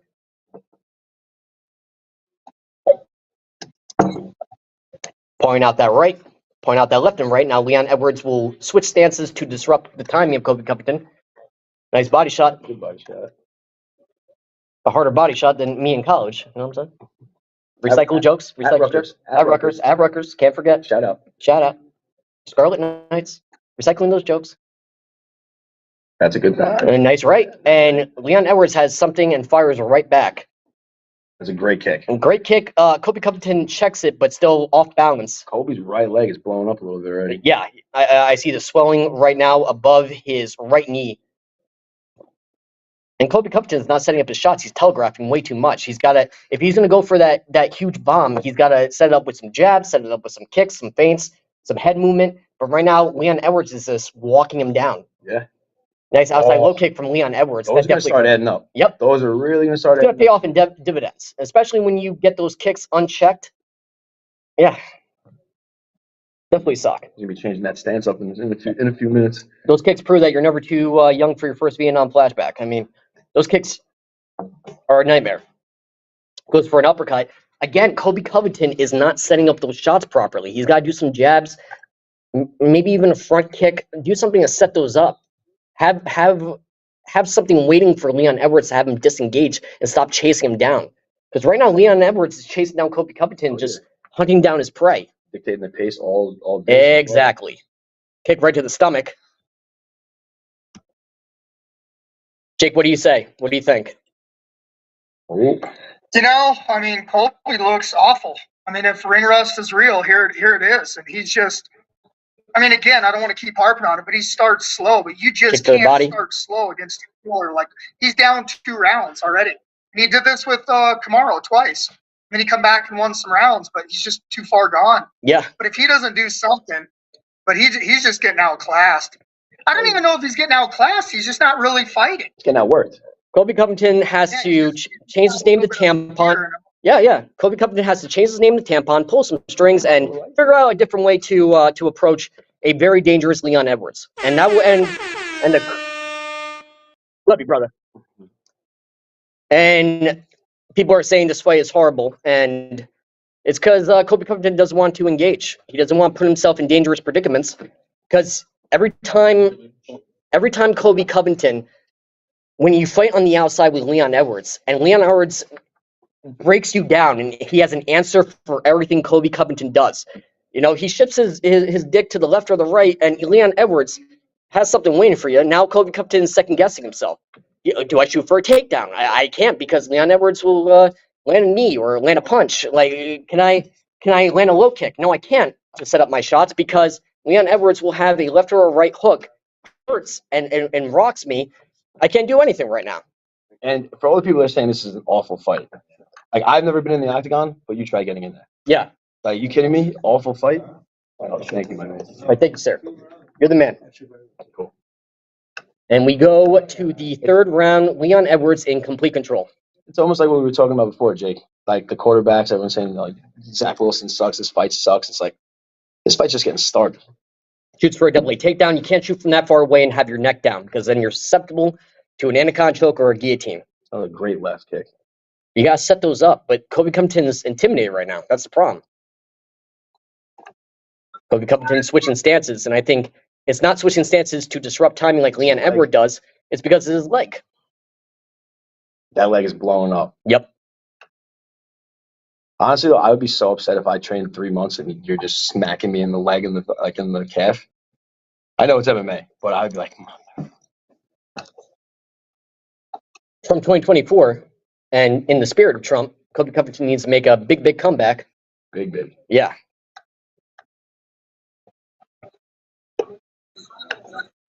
And inside low kick, outside low kick from Leon Edwards. Yeah, the crowd is booing, and Colby Covington is scared right now. When you have someone that's hunting you, and someone so dangerous and have so many weapons, this is what makes a fight boring, because Colby Covington refuses to engage. Front kick right to the body from Leon Edwards. Is it boring though? Like, to the casuals maybe, but I know what I'm seeing right now, and Jake, who is a MMA veteran, knows what he's seeing too. it's a chess match. Yeah, absolutely. Oh, nice right from Leon Edwards. Colby Covington. Body. Oh, nice. Oh, Nice outside low kick, and Colby Covington doesn't check that kick, and now is switching stances. He's hurt. He's definitely hurt. He's like that. And now he's dragging the leg, a lot of weight on that leg, which means he's obviously hurt. Nice left from Colby Covington. Here we come. Shoots for a double. Now Colby Covington is starting to open up. Shoots for a double A takedown. Great defense from Leon Edwards. Has him backed up against the cage. And now gets his back. Now a dogfight. No. Nice hook from Colby Covington. Great takedown from Colby Covington. But Leon Edwards is trying to wall walk right now. Great takedown from Colby Covington. There you go. That is how you gain his respect. Oh, yeah. That's a confidence booster. Exactly. A little morale booster. That's what you're looking for. Just like I was saying, he's gotta go for broke right now. You know, he's down 2 rounds to 0. Leon Edwards gets right back to his feet. Big head kick. Huge head kick to Colby Covington. It's kicking right in the ear. Now Leon Edwards shoots for a takedown. Great sprawl. I don't agree with the shoot there. Double underhooks from Colby Covington. Shooting for a takedown. Leon Edwards. But he gets it. Leon Edwards takes down Colby Covington. Wow. Hey, Plot twist. Halfway through the 5 rounds. Trapping his leg, shades of Habib. I'd fuck up his last name, so I'm not even going to try, because I'm mildly retarded. This is what I'm here for. Number off. Yeah, I can't even say that. I can barely pronounce my own name. Come on. You have such an easy name to pronounce. Pretty much. Colby Covington, that was his best shot, and Leon Edwards got up like it was nothing. And still aiming for that bruise. That leg is so messed up right now. Yeah. Wow. If Colby has an after party after this, he's going to be rocking up on a crutch. We got 6,000 legends right now in the comments. Colby's got. We're going to the championship rounds, and Colby Covington is still losing. He's gonna lose the third round also. So now he's gonna have to go for a home run. Oh yeah, He's gonna that's have when to go. he's dangerous though. That is when he's very dangerous. He's got to be in this bitch like an unborn baby. He's gotta, now just literally throw for the fences, Jake, does Colby look slow? Well, you can't put weight on his leg, and every single power shot comes from your legs. It comes from your legs. You're planting your feet. You're sitting into your punches and your strikes. That's essentially, and you can't do that when your leg is completely messed up, Tuned up like that. Yep. And Leon Edwards still pawing that measuring stick, still hunting Colby Covington. God, Colby looks tired. Yeah. He just looks lethargic. He looks tired and lethargic. Shoots for a single leg takedown. Still circling. Leon Edwards is in complete control right now. That was a great takedown. It was. Momentum should have shifted, but Leon Edwards got right up. Everything is just so Yeah. foreshadowed. Inside low kick from Colby Covington. Another inside low kick from Colby Covington. Outside low kick. Me again. Outside low kick from Leon Edwards. Yeah, he's got to take some chances right now. Goes for a flying knee from Colby Covington, and Leon Edwards gets right out of dodge.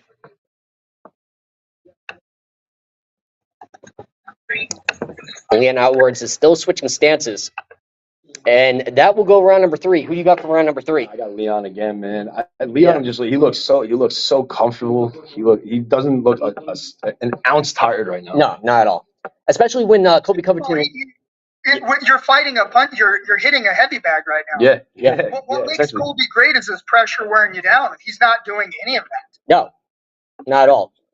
Yeah, I don't see the same forward pressure from Colby Covington that I saw in Robbie Lawler's fight. I'm not seeing any of that.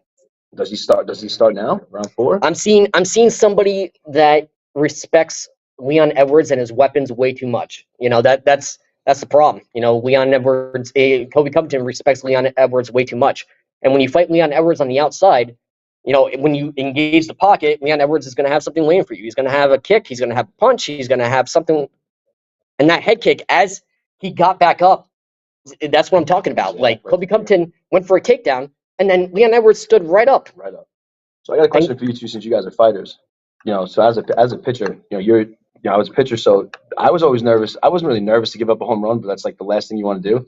As a fighter, are you nervous to get knocked out? Because it looks like Colby's nervous to get he is out like that. Yeah, he definitely is, and it looks like that too, and it shows it in the fight, even as a wrestler too. But you got to take some chances, especially as a wrestler in 7th grade. I started wrestling when I was 7 years old, fresh out of the womb.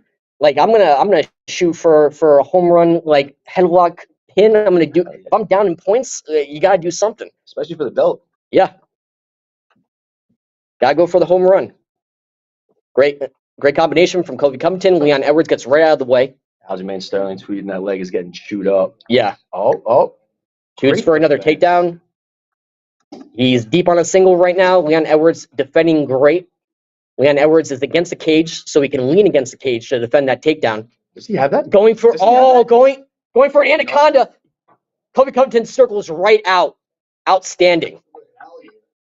Yeah. Yeah, he did. Outstanding. Oh, he finally checked the kick in the 4th round. Finally checks the kick. Fuck me in the beard.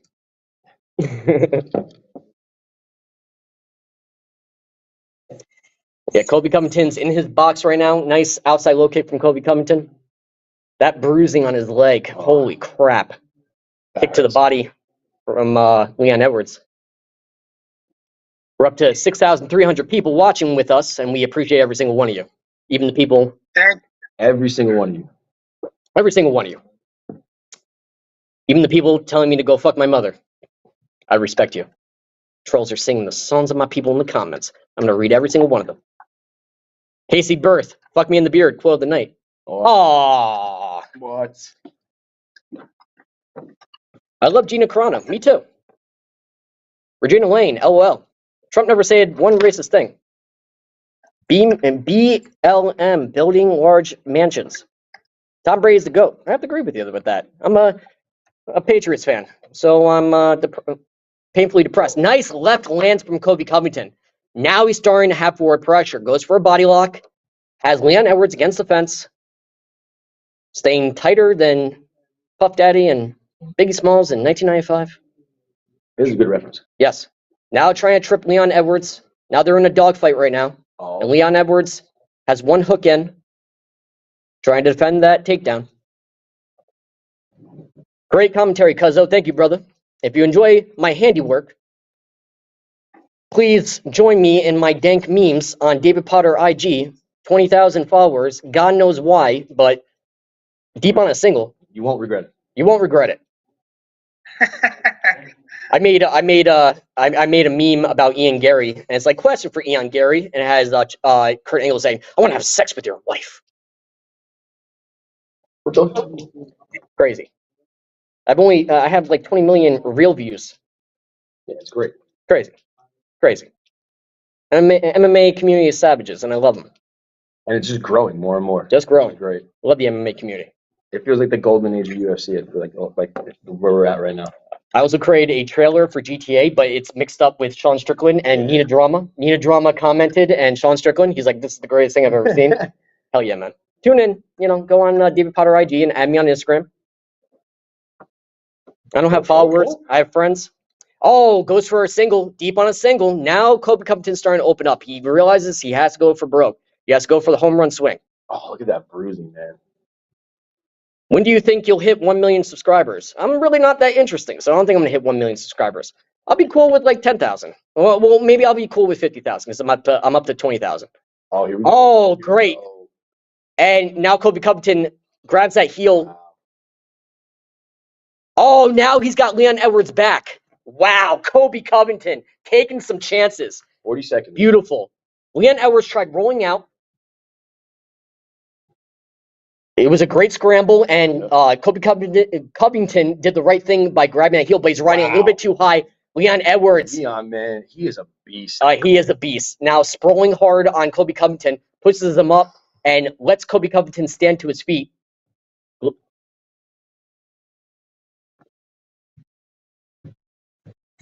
Leon he just doesn't stop applying that pressure, man. Just all that. Well, he didn't apply enough pressure soon enough. This is the fight he should be fighting. He just. So you're saying Colby's just hanging around? And Garth. Well, he should have applied more pressure earlier. I mean, because that's what makes him great. Not sitting back. He's not just a precision striker. He makes that fight dirty. Getting in your face, pressuring you. That's what makes Colby great. That gas tank, that pressure, and he's finally doing that.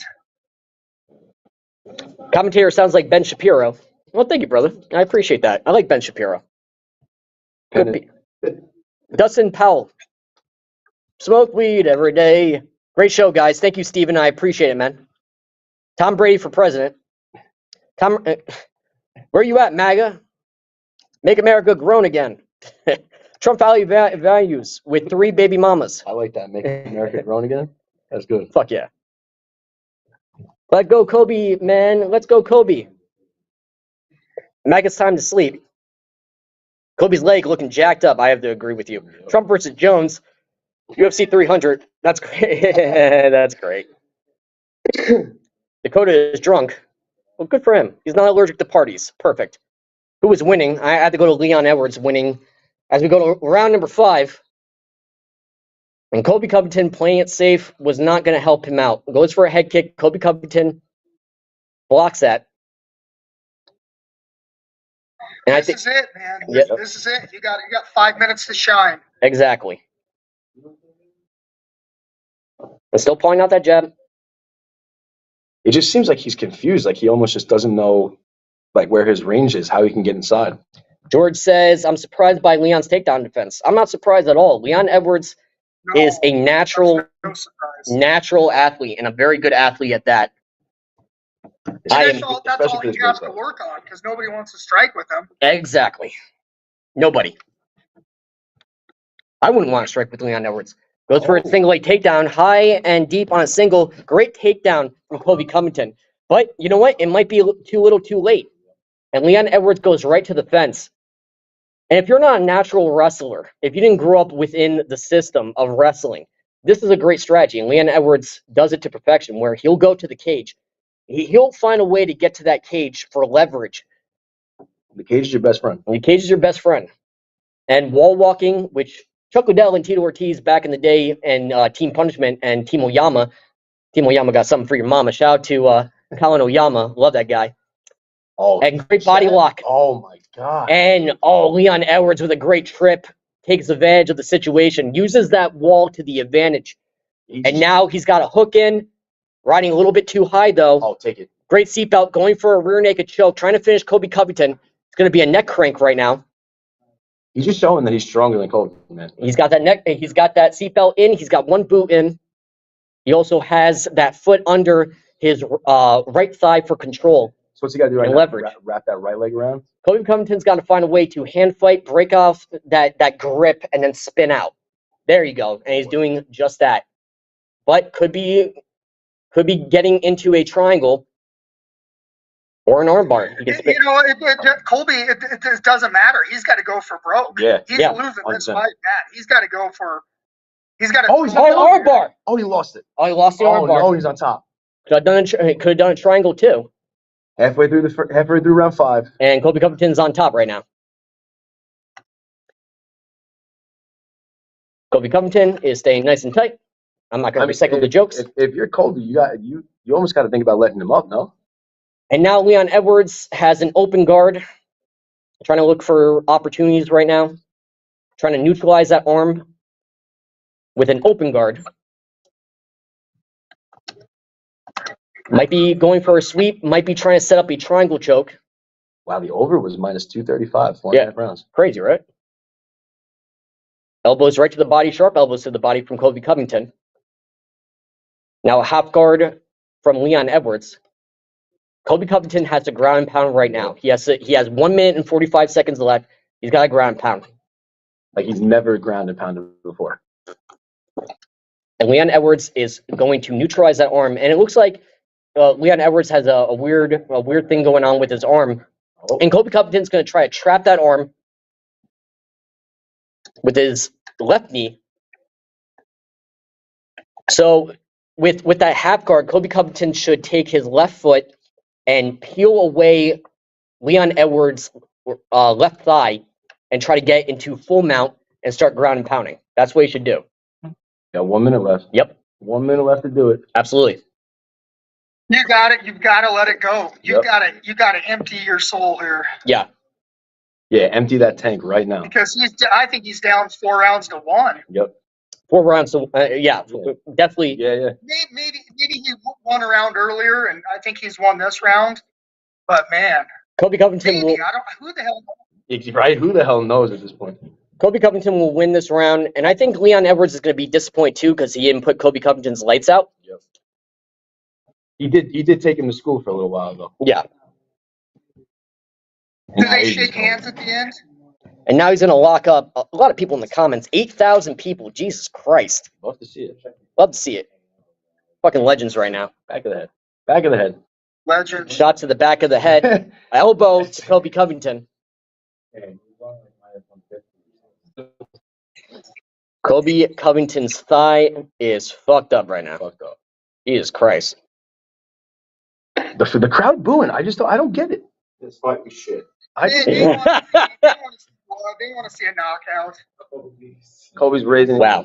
Colby's not getting the belt, bro. So, ladies and gentlemen, boys and girls, let's go to people in the crowd. All these legends. You don't mind being on camera, right? You guys are good? Awesome. What do you guys think won this fight? Leon. Leon? 4-1. Unanimous Leon again. Unanimous Leon. Leon 4-1. 4-1. I wonder if there's any respect shown after this fight. I wonder if Colby says I don't think so. Especially with the comments for his dad. Can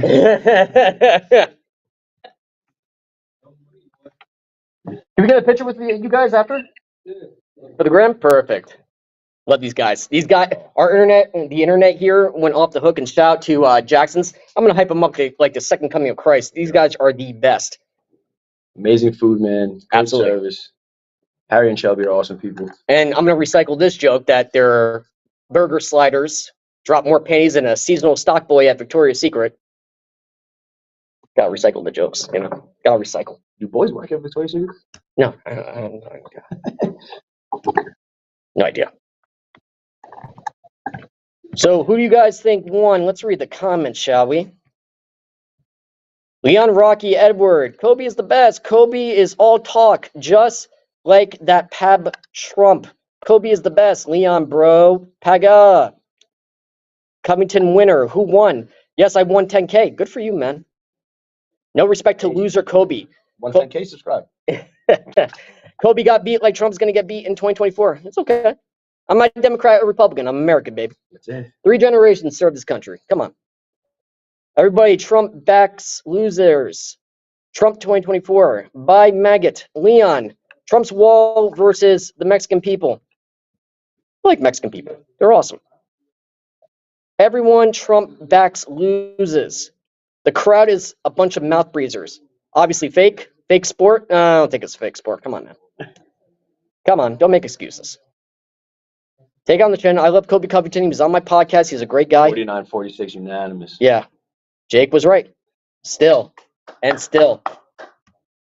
And still. You love to see it. Love to see it, baby. Yeah, I mean, Colby he starts too fucking slow. He's done Colby that. left. I've seen him in so many fights.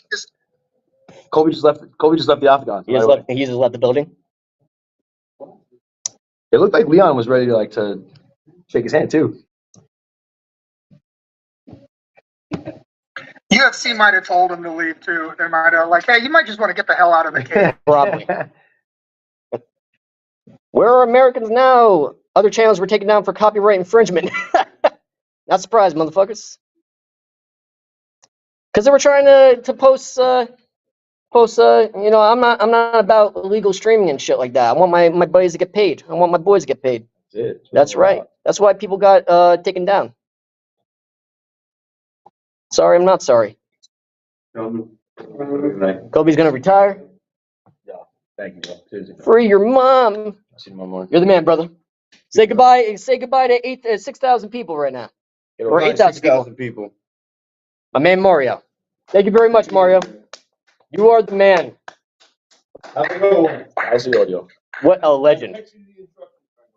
For the God bless Rossi. No bad to Froken, who is winning. Leon Edwards. Kobe has some explaining to do to Donald Trump. Can someone say who's winning? Kobe Covington is going to call the cops when he loses. Putin versus Trump at UFC 300. Israel's doing the right thing. Trump's backs losers. Palestine. Leon. Let's go, Brandon.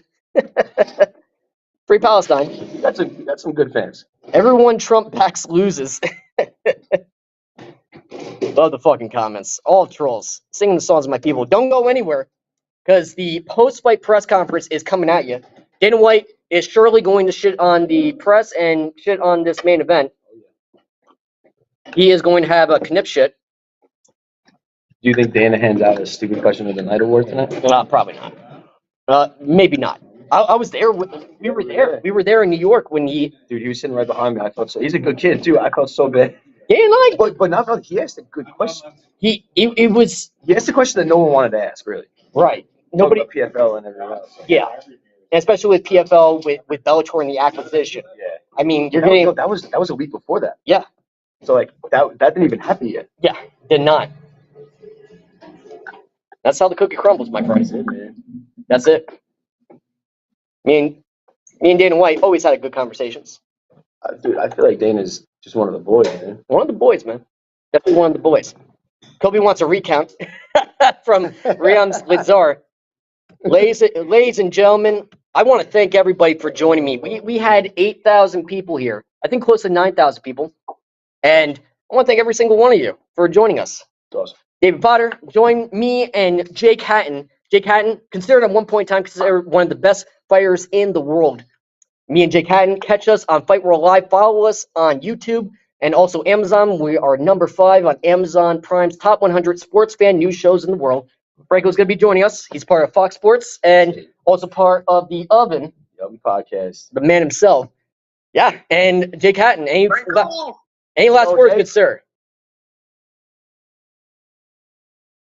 Jake, I had fun with you tonight, man. This is gonna be a long, fun road. Any last words, good sir? Hell yeah. It was awesome meeting you, and man, I love the chemistry. That's it, man. Nice and easy.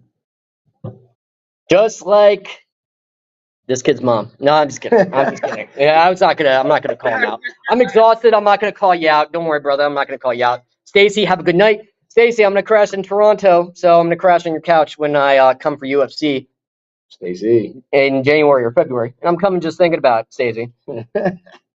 Just saying. Ladies and gentlemen, boys and girls, tune in for the official post-fight press conference.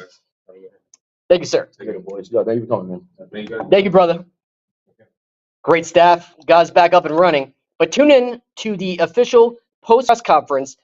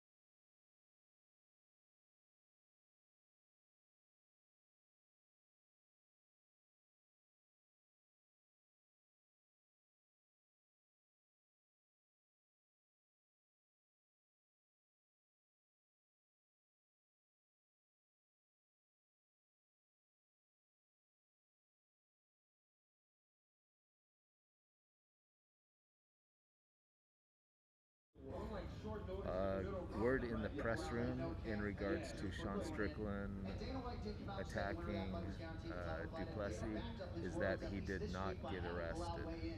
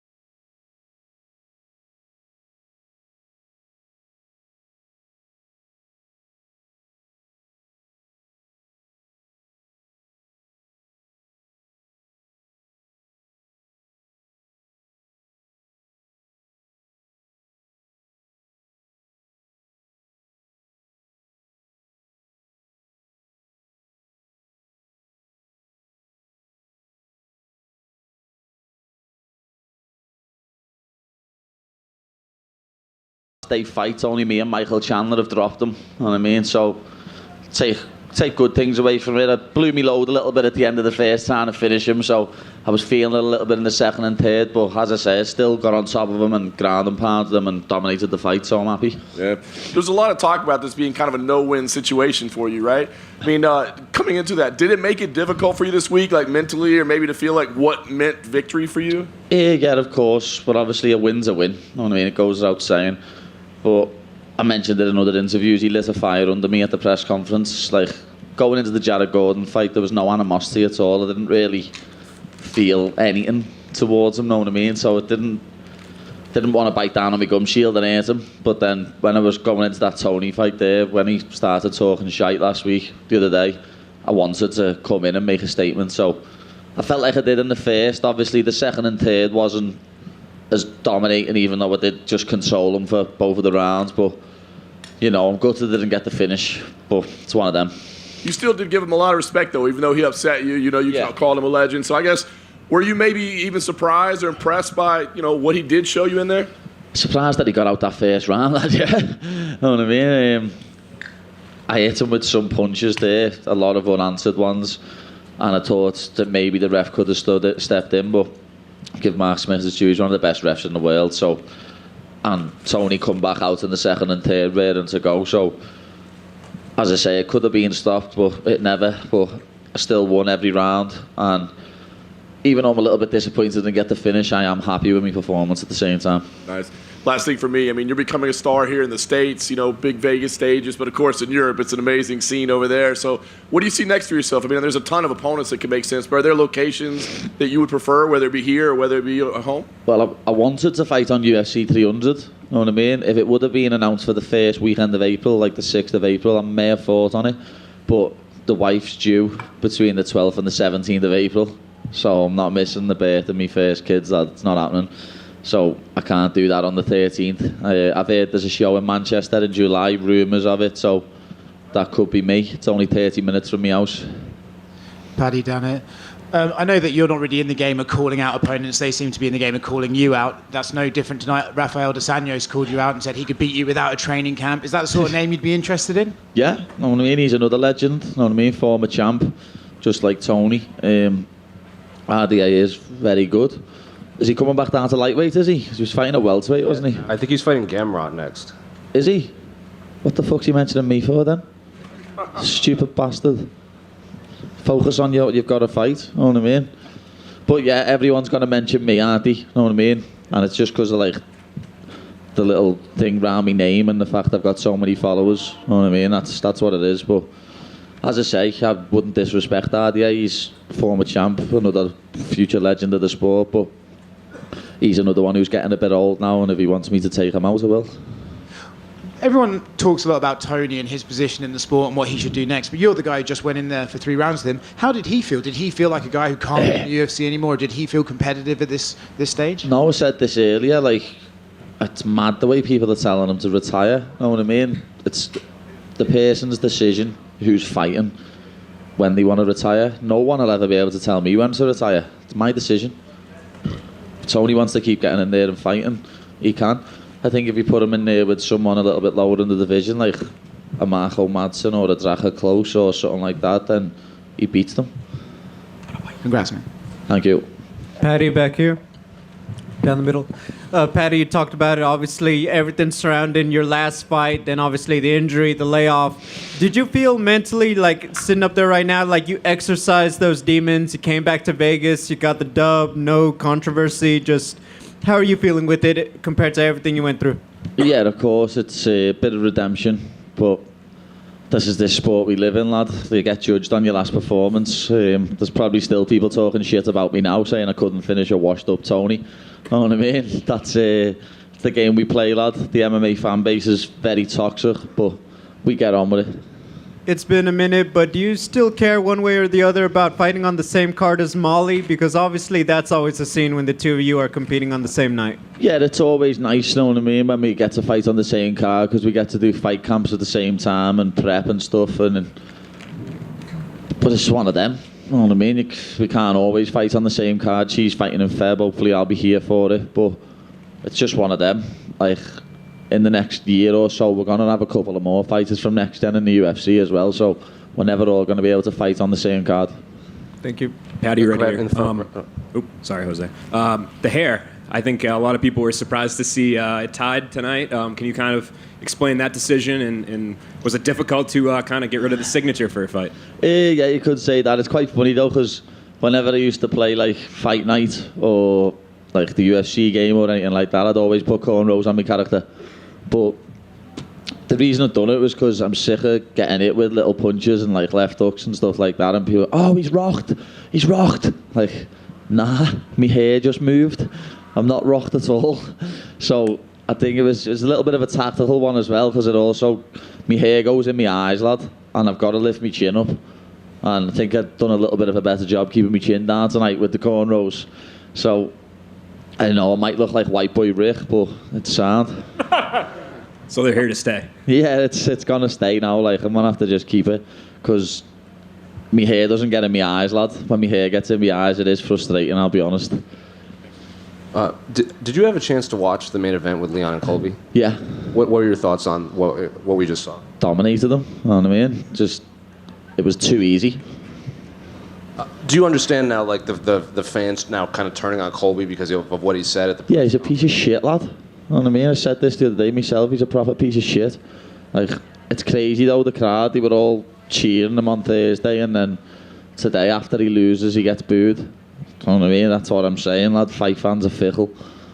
And talking about your fight, I remember when Israel Adesanya fought Anderson Silva, there were moments when he was fighting him, it was almost surreal. Like, he had seen these moves so many times that he could see the setup, and he was like, oh, I know what you're about to do now. Were there any moments like that, fighting Tony, that you saw these on TV for like a decade, and then he pulled them out on you? Yeah, when he was trying to do stuff off his back, you know what I mean? I was like, yeah, I know what he's going for here. Apart from when he was like tie clinching me and putting his knee in my neck, that was a bit of a mad one. You know what I mean? I was thinking, what are you doing, so? What are you doing here, son? But yeah, it was, as I say, it was surreal to fight someone like Tony Ferguson, but you know, I've got people like RDA mentioning me already, lad, so it's not going to be long before I fight someone else with a name like that. Was that really your first experience with a high-level 10th Planet practitioner? Because he was constantly pulling rubber guard on you. That lad, I'm a second-degree black belt, lad. And it's funny because I said to Paul before the fight, got me second-degree black belt in the hotel before the other week. I'm going to have to actually show me grappling a little bit here, aren't I? Because every one of my UFC fights have just come in to have a scrap. Like, I actually stuck to the game plan this time, and I'm happy with it. Paddy, down to your right. Were you able to tell David Goggins that you were the ones carrying the boats or not? No, lad, I was too tired. If I would have finished him in that first round, then yeah. But no, I was too tired at the end of the third there, I'm not going to lie. I did blow me load a little bit trying to finish him. I can't wait to watch the fight back and see how many punches I actually hit him with unanswered, because I reckon it was over 30, you know what I mean? But it's one of them. He survived. He's one of the toughest men out there, and hats off to him. He's an absolute legend. As I said before, no one should tell that man to retire. He can retire off his own back when he wants to. So much has been made about your weight in between camps, but I know you said after the Gordon fight you stayed pretty disciplined. I think you only were like 182 or something like that. Is that sort of a mindset you're going forward? Yeah, I don't ever want to hit 210 pounds again, put it that way. You know what I mean? After I beat Lever and Vargas, I went a bit wild in America. I think at one point I got on the scales in America, there was 211. You know what I mean? And this time I'm not going above 185, 190. My coaches are probably standing at the back there laughing, shaking their heads like, I bet you he does. But I'm gonna do my best, like, not to balloon up. And I saw your ankle was swelled up. Is that the same one with Gordon, or is it a different one? No, it's the same one with Gordon, but it's not my ankle. It's actually the front of my foot. You know what I mean? Where I've kicked him and he's checked it. It's I've just got like a little baseball on the front of my foot, but that's just a bruise. You know what I mean? It's not nothing to do with my surgery, so I'm happy. And a score prediction for tomorrow? 9-0. The Manx aren't gonna like it. It's gonna be slappy time. Liverpool, top the league. Liverpool, top the league. Paddy over here. Obviously, a lot of fan opinion has changed about you this past year, but do you almost kind of prefer that, maybe having some fans kind of put you to the side and maybe even sleep on you? Yeah, I said this to Paul earlier today. I was like, it's mad because I've never really experienced getting booed until the press conference the other day, and I enjoyed it. You know what I mean? It lit a fire under me, it got me going. I actually enjoyed getting booed, so it doesn't matter, lad. You can love me, you can hate me, you can cheer me, you can boo me. You're going to tune in to watch me fight. That's all that matters. I'm sure a lot of it had to do with you going against Tony, as he's a fan favorite everywhere he goes. So do you think maybe next time out, if it's not a guy like Tony's level in terms of like fan magnitude, do you think you'll get the cheers you once had? Yeah, of course. You know what I mean? Even though I was getting booed, lad, people still love the walkout. People still go bananas for the walkout. So, yeah, as I say, I've said it a few times now, but I'm happy. Like, ending the year on a win after starting the year and down in the dumps, very depressed, so I'm happy. Obviously, you just gave that wild 9-0 prediction. Where are you going to watch that game from?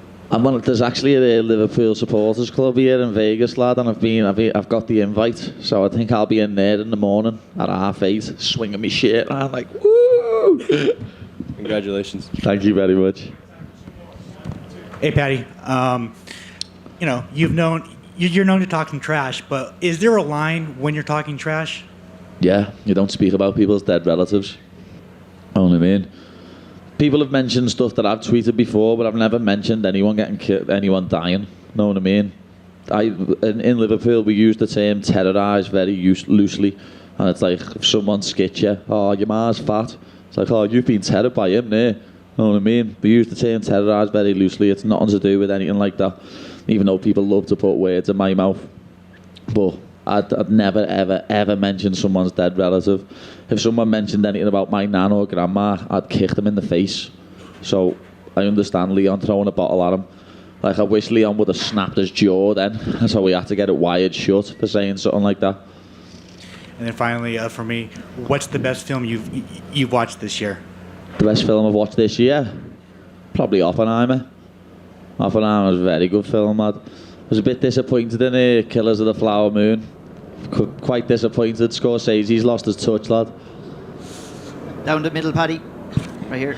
There was a lot of outside noise ahead of your kind of Jared Gordon fight. I'm just wondering, like, you came into this fight, there wasn't as much noise. Was that a decision that you made on purpose? Yeah, the stuff outside of the cage leading into the Jared Gordon fight probably did affect me mentally going into it. It drained me energy a bit as well, to be honest. I didn't do a lot of other things, like last year when I come and I went to a Raiders game, I went to a hockey game the night before. I think that depleted my energy a little bit as well, you know what I mean? But this year I just focused on what I had to do and we got the job done. Training camp begins now to be a dad, twins on the way. How are you feeling about that? Can't wait, lad.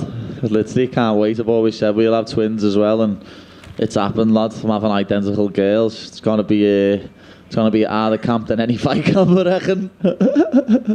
Last one for me. What's the post-fight meal look like? I'm going to In-N-Out Burger for the 4x4 right about now. You know what I mean? I've got to go somewhere at the desk and then I'll be going and munching. Thanks, Paddy. Congratulations. You know that. Thank you very much. Have a nice night, people.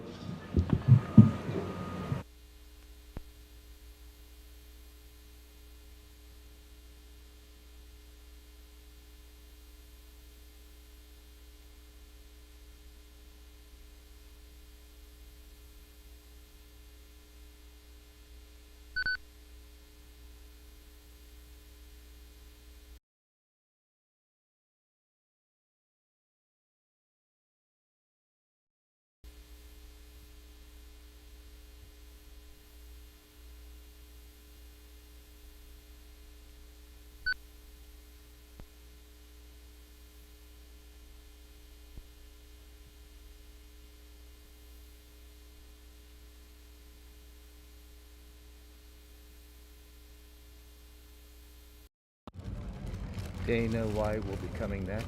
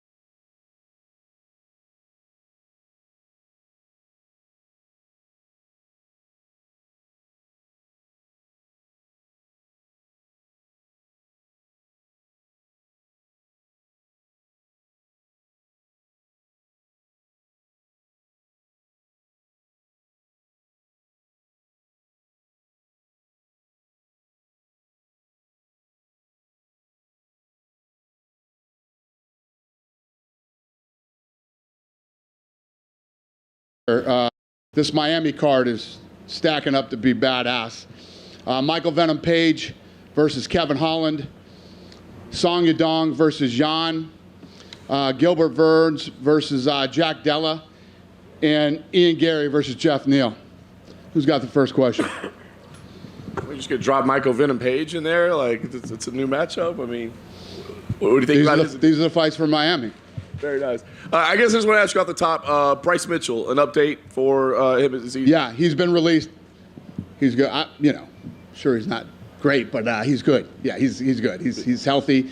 He passed all his tests, and he's okay. Good. He's been released from the hospital. And he was like halfway through the show. He was released. Awesome. So it wasn't like just now. Main event, a little bit of a perplexing main event, I guess. What were your thoughts on that? I guess my take on it is, and you guys can let me know what you think, but when you're 35 years old and or any age in this sport, you're like, yeah, I'm going to wait. Waiting is never a good idea in this sport. This sport doesn't wait for anybody. And I think he looked slow tonight. He got out wrestled. Leon looked good. Leon looked fast. Looked like he had trouble dealing with his speed. And then getting out wrestled too, and not to mention the fact that Leon absolutely destroyed that leg too. Yeah. So we talk about him waiting. I mean, I think the thought was along the way that you guys were kind of holding him out for a title shot. Were there other fights you wanted for Colby? I don't ever have anybody wait in this business, man. This is not a business that waits for you. Yeah. Your windows are very short, and you never know once you start getting up into your mid-30s when you're going to show up and just not look like you anymore. Yeah. Bilal Muhammad was the backup this week. I think you said he's next. It still seemed like the next fight for I'm not even thinking about that right now. And last thing I'll ask on the main event with Leon, do you have an idea, like, let's get him back to England now, or we like him here in the States now, or do you have an idea, a plan, like, where it makes sense for him to fight? Obviously, it makes a lot of sense to have him fight in England. If you look at what the kid's done, he beat Usman twice and just beat Colby. Colby's the guy that I was saying if Usman didn't exist, he'd probably be the dominant champion in that weight class, and Leon beat them both. So, yeah. Nice. Much respect to him, and he looked incredible tonight. Co-main event, Alessandro Pantoja looked very good. Yep. He's a tough opponent, I guess. What did you think about his performance? Yeah, same. I mean, he looked great tonight. He looked great. Shavkat threw me off in the beginning when the way he was grappling instead of striking. Then he ends up submitting Wonder Boy, who's never been submitted. So Josh Emmett, holy shit. I mean, that punch was so loud and devastating, and then the whole undercard. I mean, the undercard was incredible. Yeah.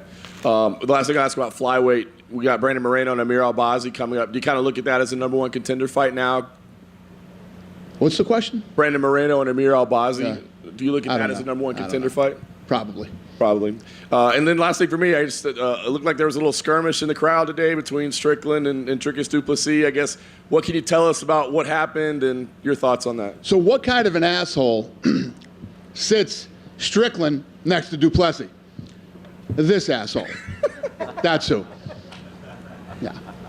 I mean, you actually manually did the seating assignment for that? I do every seating assignment every week. Yeah. All right, so that's on you. Yep. Do we know? Fucking stupid is that? I mean, seriously. Well, I don't know what humans you can sit Strickland next to, but definitely not du Plessis. It was. I don't even know how I missed that, and yeah. So. I guess everything's good. I mean, just shit happens, Listen, and we move forward. This is the business we're in. I say it all the time. Jumped in there, told Strickland to relax, go in the back. He decided to leave, so he left the arena, and du Plessis is good. We were just literally talking to him right outside the door there. So, gentlemen, we are in the fight business, and ladies, we're in the fight business, and these are the things that happen. Dan, right here. Hi. What do you do with Tony Ferguson moving forward? Because obviously he took a lot of damage in that first round, but then he tried to fight back, and I think that's six, seven losses in a row now. I would love to see Tony retire. And what do you go with Paddy Pimblett? Obviously, Tony's popular, but like I said, he's on that kind of that skid. Do you now skyrocket him up? Well, listen, when you talk about a skid, right, you look at the guys he fought, too. And that plays a factor into it. And how did he look right up until he lost? Tonight, Tony did not. Tony tonight looked like he should retire. And a similar question, Cody Garbrandt, where you go with him. He wants to fight Davidson Figueiredo, possibly UFC 300. A lot of people saying it looks like the Cody that fought Dominic Cruz when he won the title. Cody looked damn good tonight. Yeah, he looked good. I do have to ask, I know you said that we're in the fight game and people say mean things, but did anything this week bother you at all? Absolutely. Yeah. It bothered everybody, I think. Listen, what I say is true. We're in the fight games. Lots of mean things are said. And one of the things that I really don't like is family. When you start going after family and whether it's the kids, the wife, the parents, the whatever, it's just such a nasty thing to do. But again, this is one of those sports where you say horrible things and then 24 hours later it goes down. You know what I mean? And that's why tonight you saw Leon's corners going crazy, and I went over and said, guys, listen, you won. You won in the most dominant possible way to win. You out-wrestled, you outstruck, you completely dominated tonight. If this turns into what it could possibly turn into, he's going to get fined. And it's not worth it. It's not worth it. You won the fight. Last one for me. Do you have to, like, when Colby brings up, Leon's murdered father, do you have to pull him aside and say, like, hey, maybe don't say stuff like that? Because Leon tried to get after Colby at that press conference you weren't at. 100%. Yeah, no, I don't ever tell anybody what to say. You know what we will say? Guys, when you go out on that stage, do not touch each other. Everybody thinks that I love when these type of things break it. No, I don't love it. And more importantly, the commission doesn't love it. And the commission is the government. So, no, we don't like this stuff, and we do everything in our power to make sure that it doesn't happen. Dana down here. With Colby and his performance tonight, obviously the time away from the cage probably was a factor, but do you think there was pressure on him, involving Trump to the level he did, wanting the belt wrapped around by him, 35 years old, potentially last title shot? Do you think maybe the pressure got to him a little bit? Yeah, I think pressure gets to everybody. I'm sure Leon had a ton of pressure. I mean, he was just talking about what he said about his father, and, the last thing you want to do is now go out and lose to that guy. All these guys deal with pressure. But Colby's been in big fights before. This isn't Colby's first rodeo. He's been in big fights, and Colby just looks slow and old tonight, in my opinion. Did Trump give his feedback on Colby's performance? No, I think everybody felt the same way. I mean, he got out-wrestled by Leon tonight. What did you make of that from Leon? Just the fact he wanted to do that as a statement. It was kind of his way of getting back at Colby for the words, right? Were you admiring that, or do you think, hey, that's a risk against a guy who could out-scramble? No, I would imagine that, if you look at Leon Edwards' last 3 fights, he's going up against 2 of the best wrestlers probably ever in the division, right? I mean, off the top of my head. And I'm sure he's been wrestling his ass off, and it really showed tonight. With the Strickland Duplessis thing, were you at least grateful that Sean asked the kids in between them to move out the way first? I didn't know that. That's awesome. And last one from me. Could you step aside so I could assault this gentleman, please? Thank you, children. Yeah, no, not good. I was bummed out there were kids at the press conference that day. You know what I mean? Yeah. Wild week. Last one from me. Just talk about MVP signing with the UFC. What you expect from him in that fight with Kevin Holland? I think it's going to be great. I mean, that's why we made that first matchup. That's a fun fight between 2 guys who let it all go. It's a good one. Hi, Dana, right here. Yep. I'm just curious. Aljamain Sterling tweeted that he had tickets tonight and that they got pulled. I'm wondering if you know anything about that. Well, they were tickets that he was with a sponsor. I don't know how they got pulled or what happened, but the team reached right out to him and he was like, yeah, never mind. I'm good. I'm going to leave. Okay. Also, it's been a while since we've talked, but the Power Slap was approved in California. I'm just wondering if there's going to be an event maybe around UFC 298. Yeah, so going into next year, you're going to see a lot of states open up in the first couple of months. We should have 5, 6, 7 states in early 24. And yes, we will start traveling around and doing events. Thank you. Thank you. Dana, right here, right in front of you. What were your thoughts on Shavkat Rakhmonov's performance tonight? Obviously, another dominant win against a tough guy. Yeah, he looked good. I was a little shocked at the grappling, pushing against the fence. I didn't see that coming, but then he ended up getting the takedown and the submission, and the first guy to submit him. And for on the opposite side of the equation, Wonder Boy, I'm just curious, like where you think he goes from here. He's getting older in age, but he's still pretty competitive. He's had some wins recently. Yeah, I don't know. I mean, that's something he and his team are going to have to talk about. He's not in the same situation that I feel Tony Ferguson is in, so completely different. Then one more thing about the Strickland incident. There were some police officers that were involved, kind of breaking it up. To your knowledge, was there any sort of legal issues? No. No. No. I'm sure the police got better shit to do than, I mean, two guys who are going to fight here in a month, getting into a, skirmish here at a fight. And when it gets physical like that, would you ever consider fining? I'm not talking about the trash talk and stuff, but in terms of actually like. No. It's my job to make sure that stuff doesn't happen. If I wasn't an asshole, those two wouldn't have been sitting next to each other. It blows my mind that I let that slip. It just blows my mind. Yeah. Thanks. Thanks. Dana, right back here in the middle.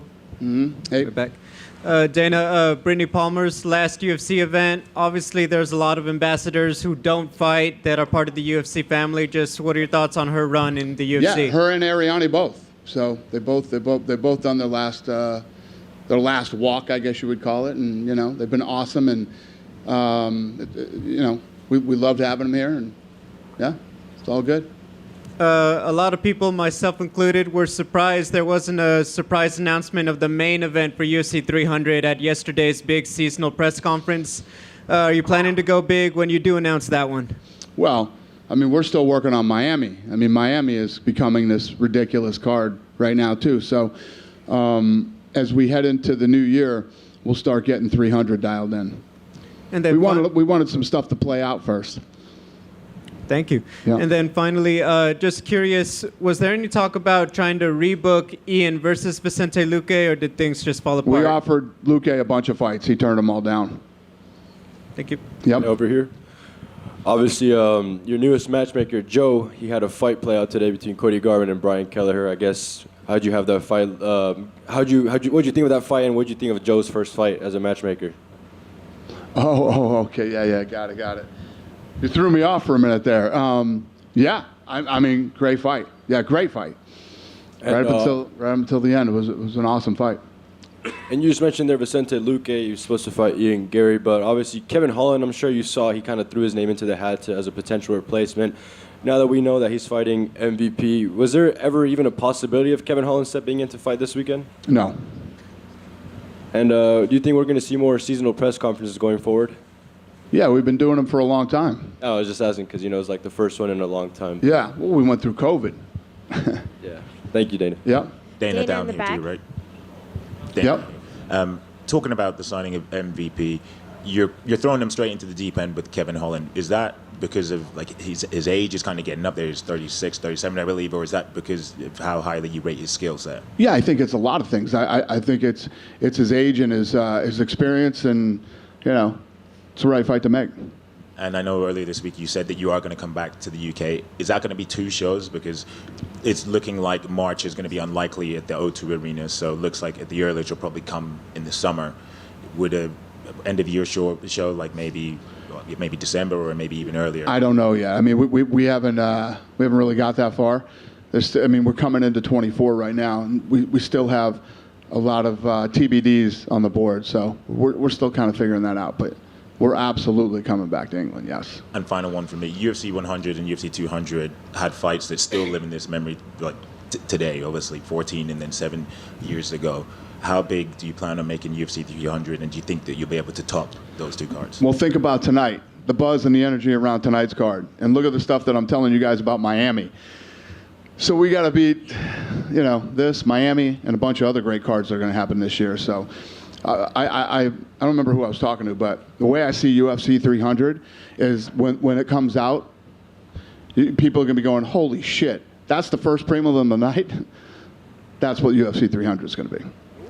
Thank you. Danish Giant, you're right. There's a popular streamer online called Neon, and he said he was banned from the arena tonight, specifically by... He said he was banned from the arena? No, what happened is he said some stupid shit on Instagram, and, he bought tickets so he wasn't anywhere close. When you start saying stupid shit like that, yeah, you're probably going to get busted up and thrown out of here, making threats and talking dumb shit, looking for clout.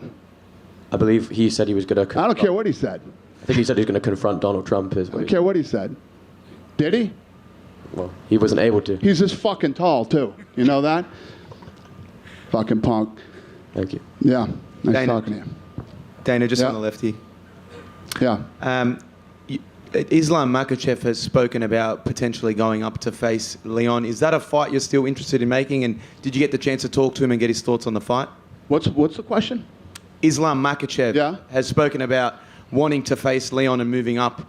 Is that a fight you'd be interested in making him? And did you speak to him and get his thoughts on the fight? Yeah, I had lunch with him a couple days ago. And we didn't really talk about fights. We talked about family and all kinds of other stuff. So I don't know. I'd like to see him stay at 55 and yeah. And you just spoke of Neon, who's a content creator. You're a big supporter of content creators like Nelk Boys, Nina, for example. How important are content creators for you in getting a younger eyes and a larger audience eyes on the sport? Yeah, listen, my whole blueprint over the last year and a half has been all about that. So I'm very into it and have a lot of great relationships with a lot of these creators. Awesome. Thank you. Yep. Dana in the back. Yep. In the back. Dana, right here? No, back here. Oh. Sorry Hi. about that. Hi there. So you made some announcements about fights for 2024. A few months back, you also talked about the Sphere and booking it for Mexican Independence Day weekend, making that the biggest combat sports event in history in that arena. Callum Walsh was here tonight. Is it possible that would be a crossover event? Would you have MMA and boxing in an event, or are you booking Callum for something in Las Vegas? Yeah, I would never do a crossover event. I would either do boxing or I would do MMA. And I don't know if I said it would be the biggest event ever, but it will be the best. That's what I said. It will, creatively and what we're able to do inside the Sphere, it'll be the best combat sports show you've ever seen, and definitely very unique. And then, no, I'm not planning on Callum. Callum will probably fight in Ireland next year. And just to follow up on boxing, we saw you recently with Vinny Pazienza's belt. And today's Vinny's birthday. Did Yeah, you I talk know. to Vinny? Did you wish him happy birthday today? Yes, I did. I wish him a happy birthday today, yeah. Thank you. Thank you. Dana, right Yeah. here. Go ahead, buddy. Ian Gary versus Jeff Neal. Was that the plan for Ian Gary if he had got through Vicente Luque tonight? No. We wanted to remake that fight, is what we wanted to do. So I met a bunch of Irish fans outside the arena. They flew over to see Ian Gary. They were begging me to ask you about the Irish event, when it might be happening. I'm wondering if you're feeling a little bit festive ahead of Christmas. And Well, the Irish event I was talking about wasn't UFC. It was boxing. Right. So the UFC is not going to come back in 2024? Well, I didn't say that either. I don't know. Okay, thank you. Thank you. Hey, Dana. Go ahead. Yeah. I'm curious, the conversations you've had with Colby, because you mentioned that, waiting is a bad thing and the window is so small. And, he was really good. He was like right there with Usman, who was the pound for pound best in the world. And not only that, but he also sells. Like, people want to see Colby fight. Did you give him the indication of like why he hasn't, he's had these bouts of inactivity? That's actually a good point. One of the things, this gentleman over here, I think, asked me about or one of you two, about what's too much and when it comes to, the trash talk. After that press conference or during, in the middle or whatever, pay-per-view shot up 25%. Literally, you can literally, and it wasn't like they were, like our analytical team was basing it off YouTube views. They were basing it off actual pre-buys while the press conference was going on and ended. 25%. Globally, too. Not just on ESPN. Globally, up 25%, which is fascinating. Absolutely fascinating. So he was also leaving money on the table in a sense too. By not fighting more often, he was leaving money on the table. Well, I mean, you see guys that want to wait. I mean, Chandler's waiting right now, and I mean, there's a whole laundry list of guys that I could say are waiting. Colby wasn't waiting for Conor. Colby was waiting for something else. Yeah. Well, no, he's waiting for a title shot. Yeah. You've made your feelings pretty clear about PFL and Bellator, but I'm just curious about your opinion about the loss of another major promotion.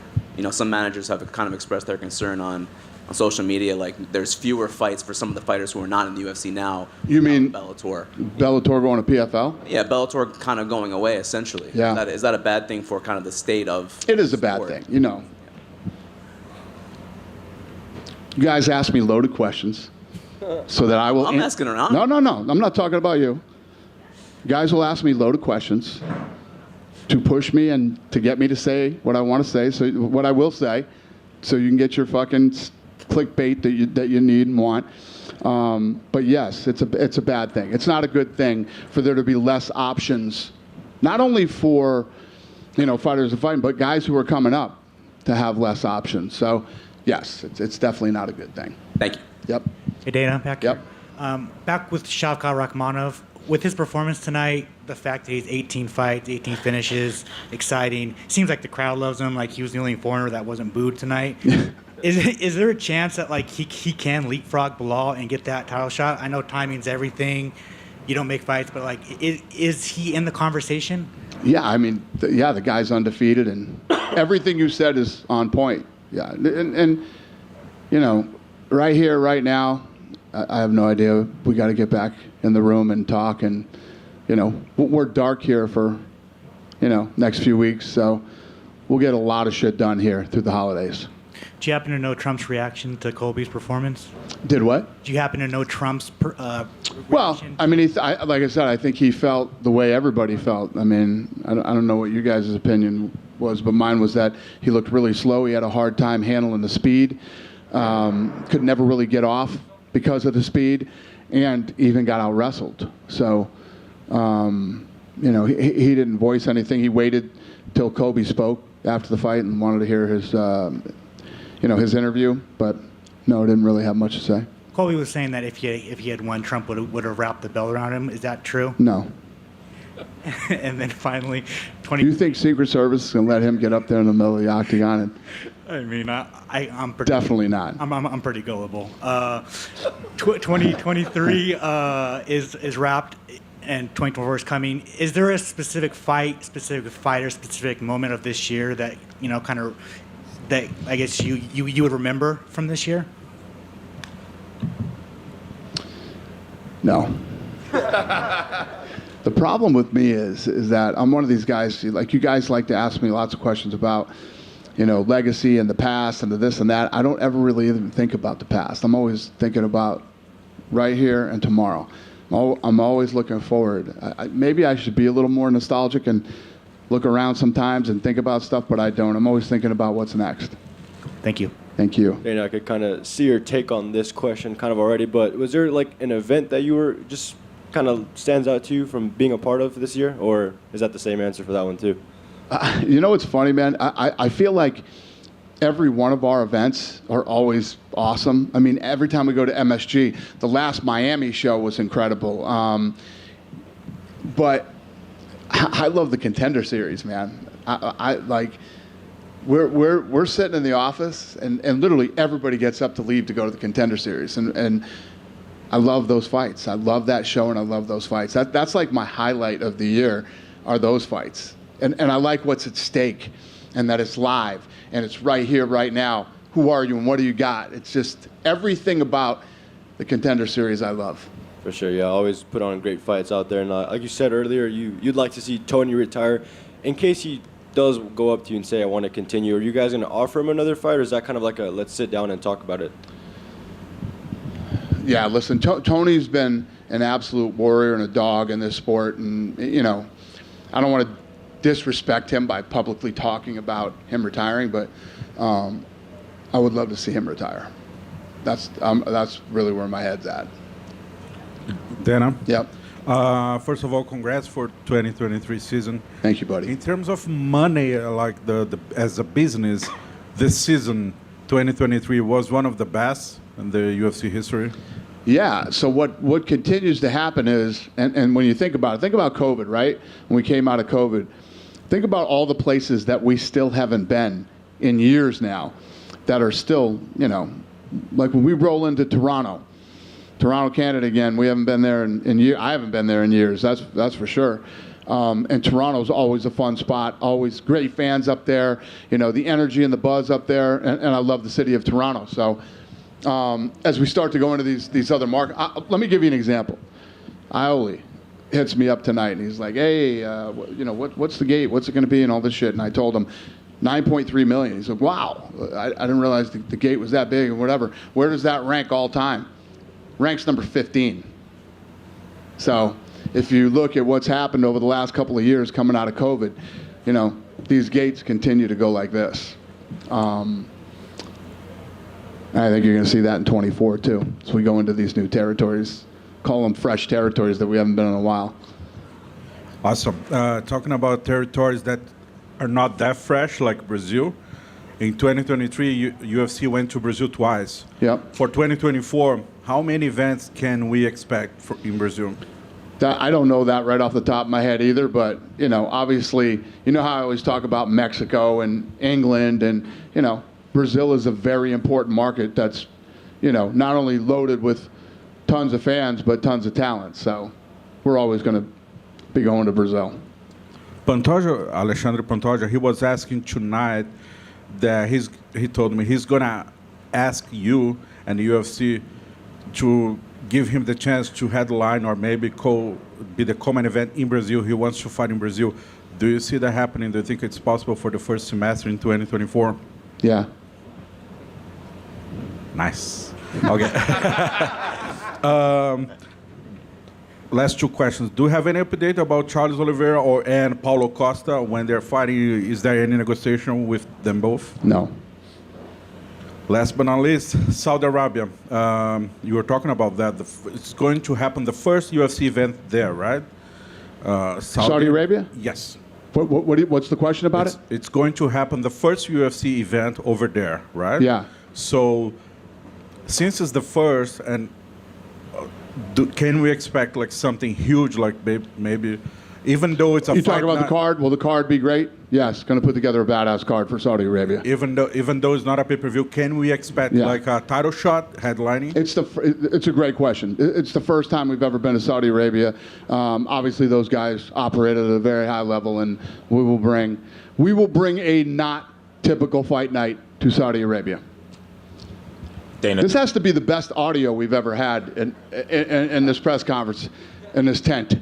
No helicopters right now. Well, there's some fucking machine. I can hear everybody here, and I can't hear anything ever. This is incredible. Me. Yeah. Even you. Well, I understand you. This is unbelievable.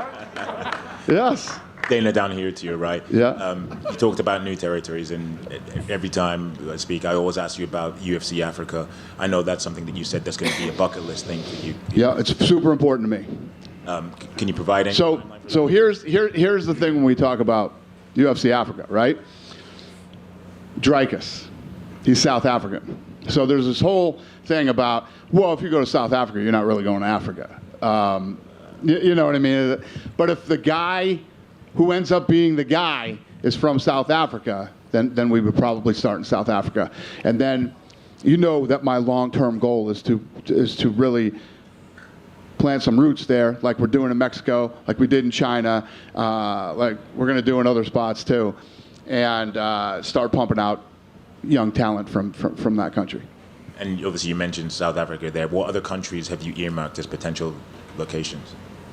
Well, we've talked about Nigeria, you know what I mean? We've talked about, what was the two? There was Nigeria, Rwanda were the two places that we're talking.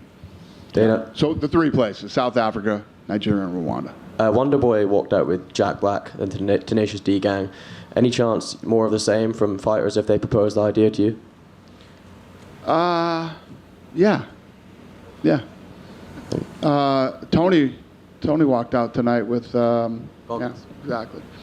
So yeah, I'm always cool with that. As long as nobody's singing or, any of that shit, we're good.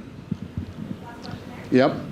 Dana, just kind of curious, what are your goals looking like for 2024? You have a big plan. What are some of the goals that you hope to accomplish that you haven't mentioned yet? In 24, we're gonna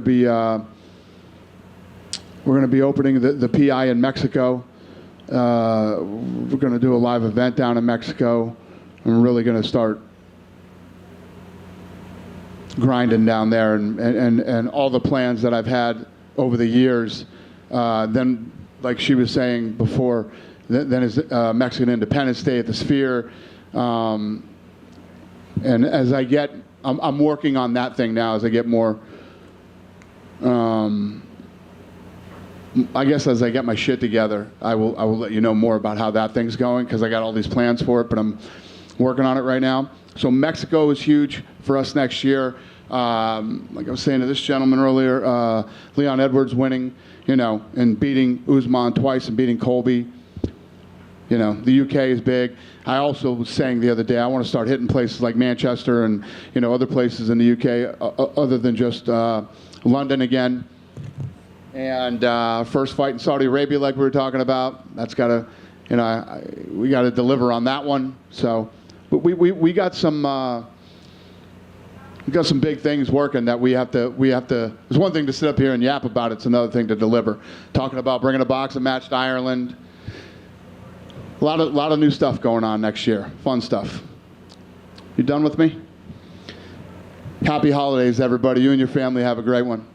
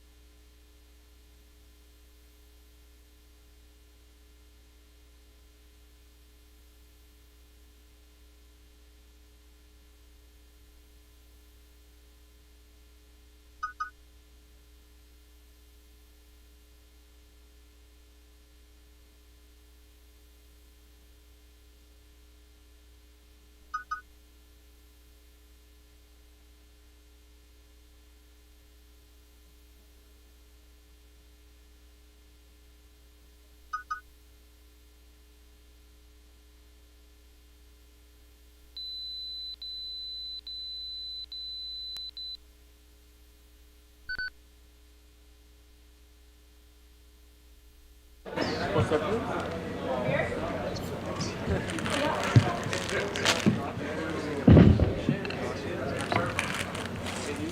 Cheers.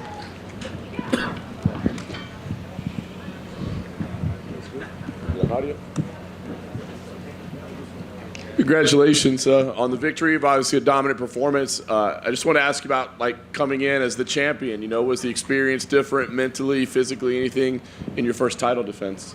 Yeah, thank you guys. Thank you so much. I don't expect war like that, again, but that's the flyweight division, all the guys so prepared for that moment, and all my respect for Brandon Royval. I shake him a couple times, especially in the first rounds. I kick him so hard in the ribs. I don't know how he's keep coming, I have a very good kick, and I'm glad to can show you more my strike in that fight, Of course, my grappling make me steal, but I can show more my striking game, And I shake him a couple times with my right hand, and but that's it, Brandon Royval coming with the prime time, and I respect he deserves all my respect because he's still coming, He don't give up any round, I try to katagatame, I try to neither choke. I'm really close to finishing him, and I make a lot of power, a lot of stretching in that moment. I talk with my coach how he don't tap, and that's it. Very, very respect for him, and that moment proved me what when I young and I watch a lot of movies like Van Damme, Jean-Claude Van Damme, Sylvester Stallone, and my wish is I want to fight with the best fighter in the world. And now I'm here, fight with the best fighters in the world. That's incredible. He talked a lot about working on his jiu-jitsu, his pure jiu-jitsu coming into this. Did you find him to be a better fighter this time around than the first time? And he improved a lot, He involved so much, And he learned with his last fight with me, He lose for me, and he grew up so much. He go to another level, And I'm very happy for him. And I'm gonna make sure the next time I fight with him, I need to train a lot, make a lot of work in the gym, because he coming much better, This kid deserves all my respect. This division deserves all my respect, All good fighters, all the fights with flyweight try to make a bonus of the night, fight of the night performance. I'm very happy to represent this division. Yeah. As champion, you don't have to call out anybody, right? They have to come to you. But are there fights that you want to have during your reign as champion? Are there names on the list that you want to compete against? I want to call everybody, I love this division. I love to watch these guys fighting, Almir, Moreno, that's more close guys, I think so. And Manel Capi, I love to watch him fight too. Kai Kara France, spectacular performance, All the guys, Matheus Nicolau is a very true guy too, And what I mean, I love, I love this opportunity to fight like that. And in my room, I can see the T-Mobile Arena and the same color in the Coliseo. And I love that. And the last time I fight with Moreno, I watched Rock, and this time I watched Gladiator. And I'm so excited to come to this arena and fight like a gladiator, kill or die all the time. I'm so happy. Nice. You mentioned Moreno and Albazi. Are you looking at that as the number one contender fight, that the winner fights you?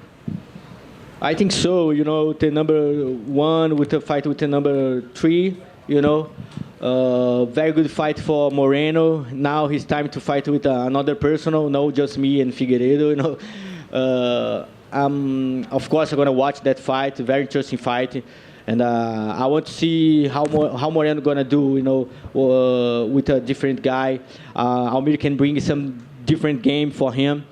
And but Moreno going to fight in Mexico, and that's a good point for him, That guy all the time put the Mexico flag in the arms. And today I can put the Brazil flag in my arm.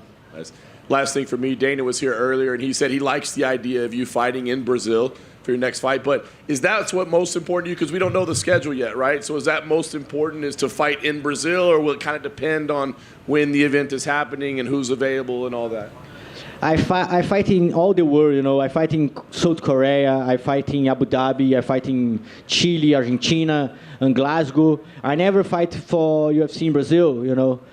And that's my wish for Papadana, you know, for the Christmas, you know. I want to fight, I want to defend my belt in Rio de Janeiro. That's my town, you know. And I try to be a new idol for Brazil, you know. I say that all the week, you know. Brazil need a good idols, need a good heroes right now, you know. Some guy respect your opponent, some guys bring your family all the time, you know. This cultivate, I have my young son in my side. He helped me a lot, you know. I make a good work with like a parent, you know. Make a good work like a husband, a father, and I try to give this prescription for the world. Alessandro, in the front right here. You were on stage during that press conference with Colby and Leon and everything, and you know, you talk about being a family man and being a good husband and everything. I'm curious, what did you make of all the what Colby said to Leon and what they were all saying back and forth to each other, bringing up family members and everything? You know, I don't agree with everything Sean Strickland say, but this time I'm with him, you know. He talk a lot too, you know. I don't like when he talk about family division, you know, because that's the job for all the families, you know.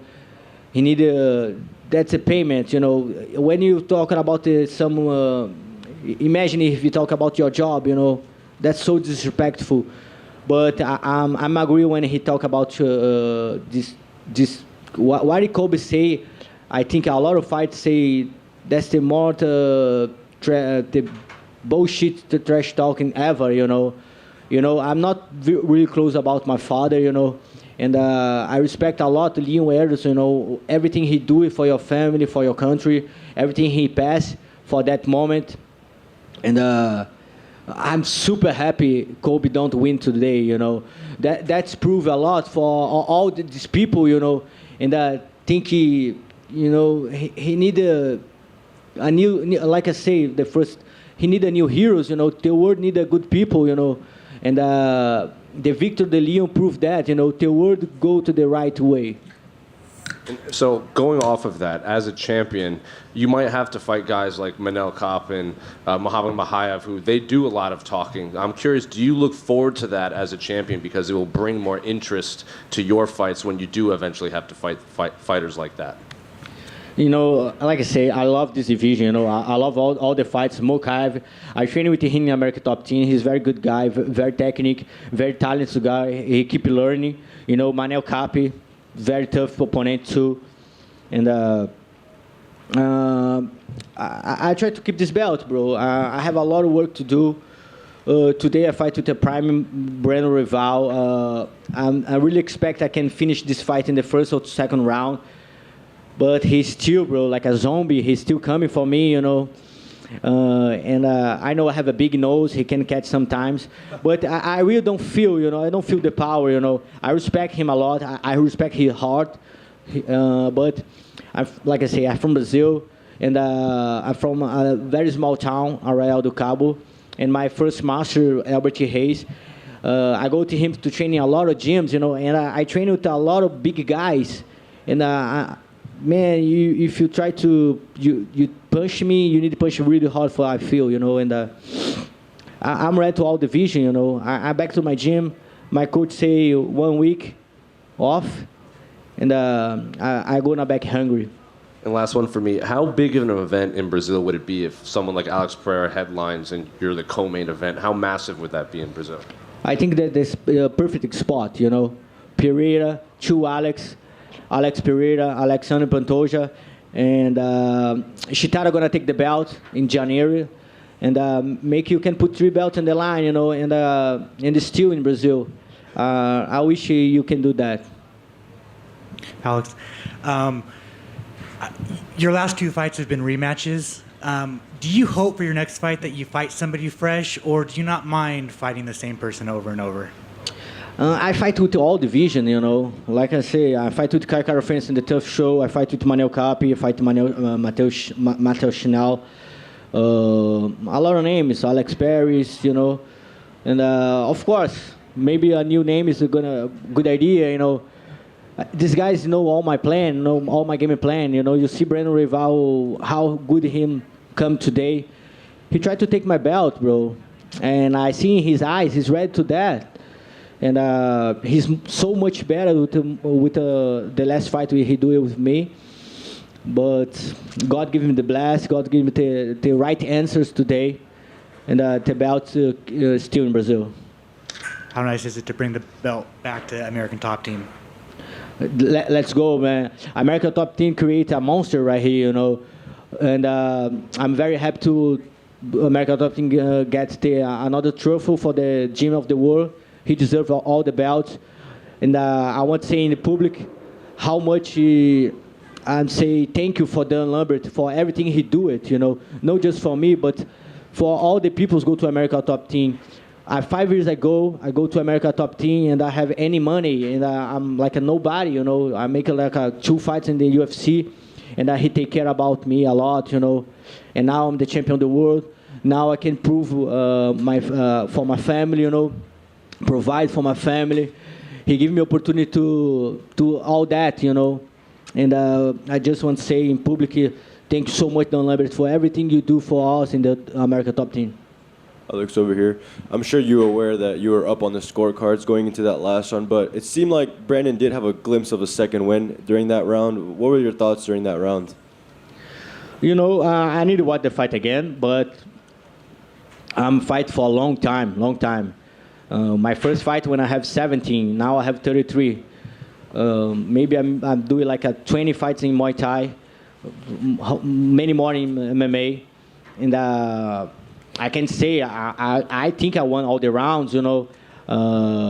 Of course, I want to finish all the time. I shake Brandon Royval a couple of times too in the first and the second round. Grappling positions, you know, it's very hard. You keep this high level guy in the grappling, you know. It's hard to control somebody like a Brandon Royval on the ground. Maybe people don't can understand. And sometimes I don't move a lot. But I control him. I try to drown him, you know, to get his energy, you know, because this guy have a lot. And this high-level sport, bro, all details you need to make count, you know. And I think I won all the rounds. In the 4th round, I'm really close to make a neither choke. I don't know how he can escape of that because I feel he's going to tap. But he keep coming. He deserves fight for the title, you know. And like I said before, he's ready to take my belt. But I make a very good work today, bro. And I think 50-45 is a good score. Given how you said how tough he is there any part of you that was just kind of frustrated that he just wouldn't go away? Sorry? Given how you said how tough he was tonight, was there any part of you that was just frustrated that he wouldn't go away? Yeah, I think I need to respect Brandon Royval, you know. It's not just about me, not just about one fighter, you know. Everybody need to respect this high-level game, you know, especially in this division, you know. These guys are crazy cardio. And Royval come from the mountains, you know, from Denver, Colorado. He's ready for this crazy piece all the time, you know. And, you know, I need to watch the fight again, but I'm very glad with my performance, you know. Control one guy like Brandon Royval in all this game, like he coming for the 3 victories, 2 finishes in the first round. He beat Matheus Nicolau, very tough opponent. He finished Matheus Chinal, danger. Bro, how I can say, you know, all my respect to Royval. I do my best today. Maybe if I go more pace, I can finish him. But he deserves my respect, you know. Last one for me, obviously, I saw you mentioned how special this arena is for you. I guess how cool was it for you being able to defend your title here in the very same venue where you won your title? That's the new Coliseo, bro. I don't know if that's the idea to T-Mobile Arena the first time, but all the time I look this arena, the outside, that remind me of the Coliseo, you know. I try to go to make some Euro trip. That's my goal. Go to Coliseu, maybe take some sand about that. I'm the gladiator, bro. The new gladiator. You know, I love to fight. You know, all time you're gonna see me in the octagons for kill or die. You know, and I try to kill all the time. I try to do that today. Like say, Royval is very tough opponent. Very respect for him. I know he come back. He's gonna come back much better.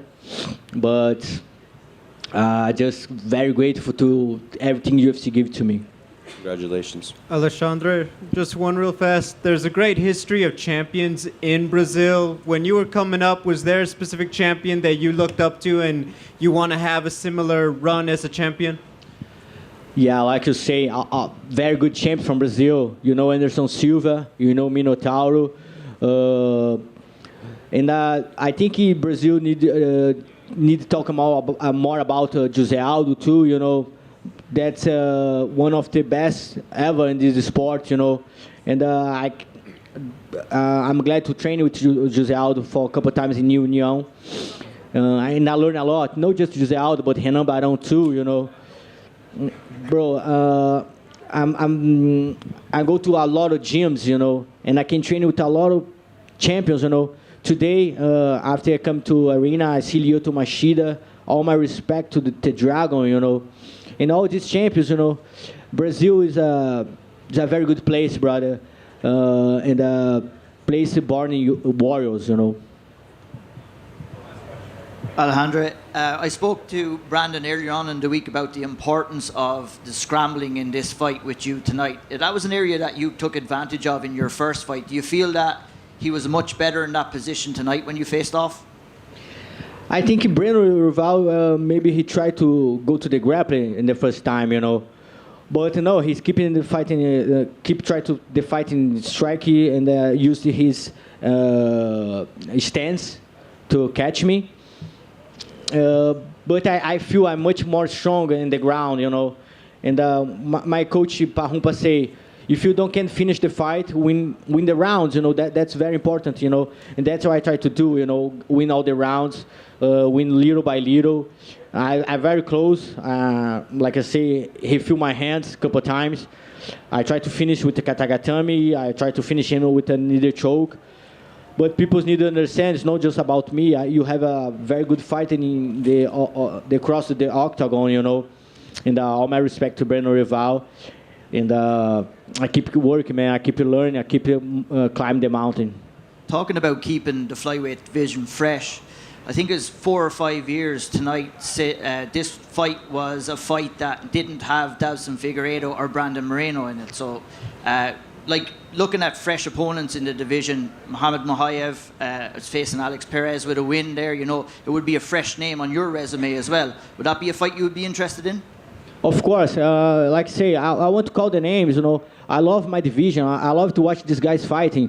All the time you see some flyweight fight, you make sure you're gonna see a very entertainment fight, you know. All the time he make his bonus, all the time he make a performance. Mokaev, very interesting fight. Alex Perez, very tough opponent. All my respect for him. Manuel Capi, Kaikara France, all good guys, you know. And all these guys, you know, who's the champion right now, you know, and how tough I am. Thank you. Congratulations. Thank you, guys. Happy holidays.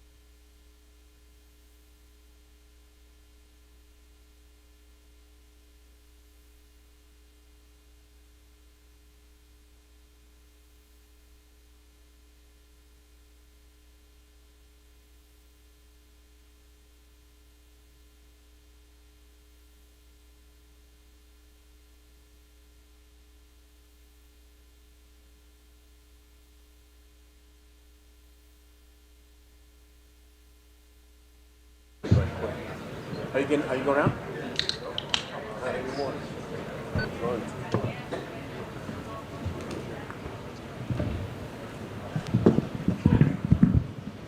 Colby, obviously, I'm sure you're disappointed to not be sitting up there with a title belt, but after a little while now, how do you rate your own performance, and what was your feelings on the fight?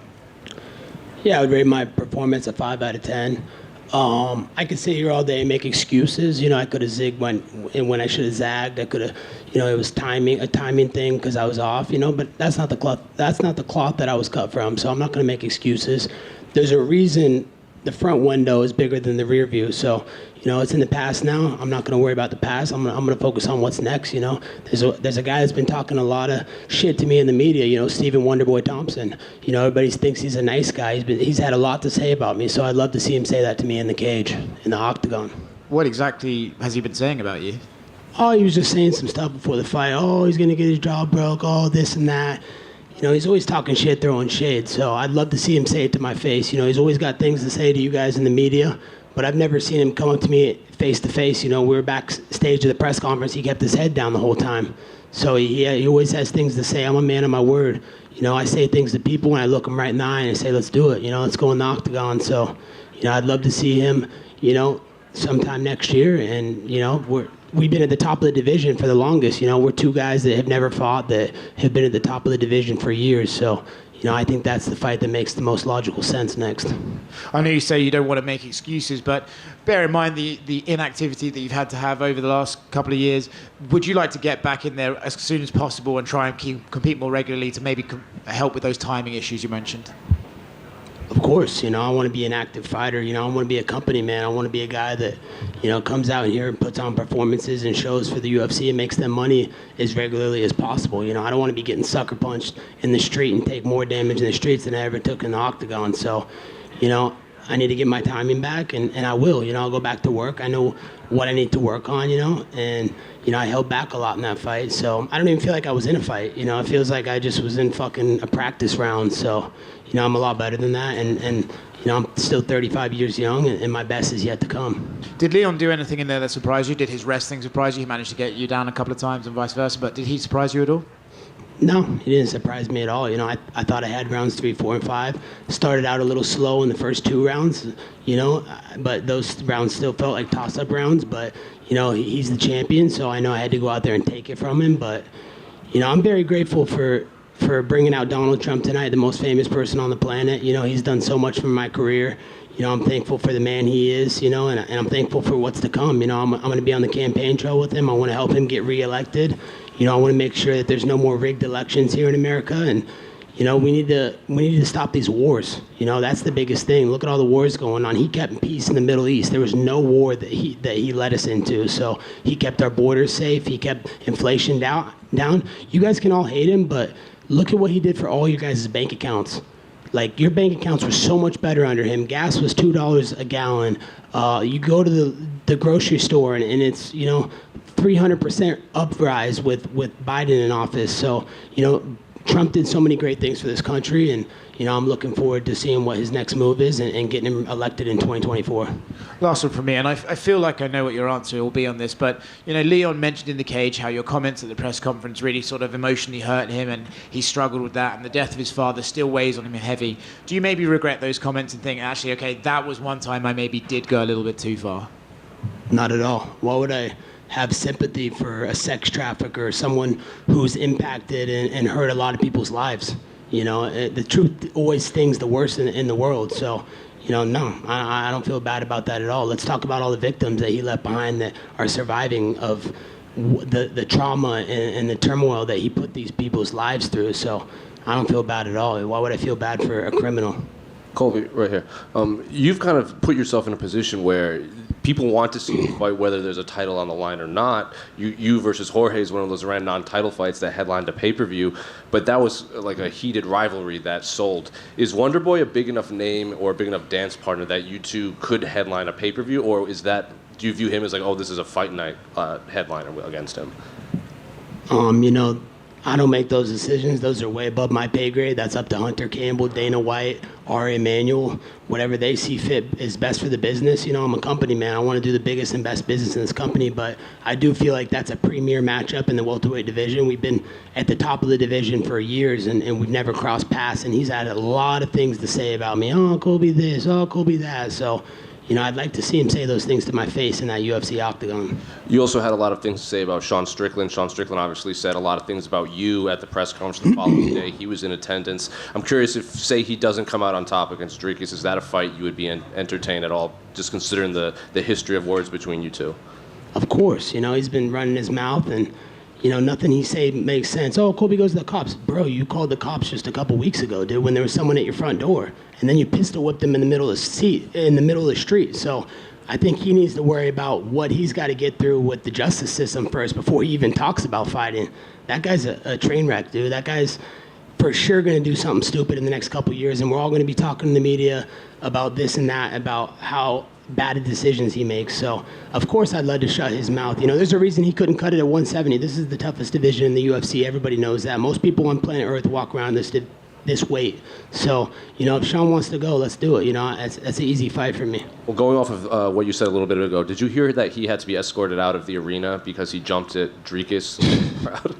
I did not hear that, but I'm not surprised. That guy does not make very good decisions, and, you know, he's a liability to the company. You know, it's sad what he's done. You know, I feel bad that the UFC has to deal with him as the champion. You just don't know what he's going to say next or what he's going to do, and whose lives he's going to put at harm and risk. So that's embarrassing, dude. Like, you're at a professional event, dude. You're going to fight the guy in a couple months. What are you doing, man? Like, you're going to get your opportunity to do whatever you want to him. But, you know, Dricus is class act, and, you know, I got a lot of respect for him. I hope he knocks Sean unconscious. Colby, right here in front of you.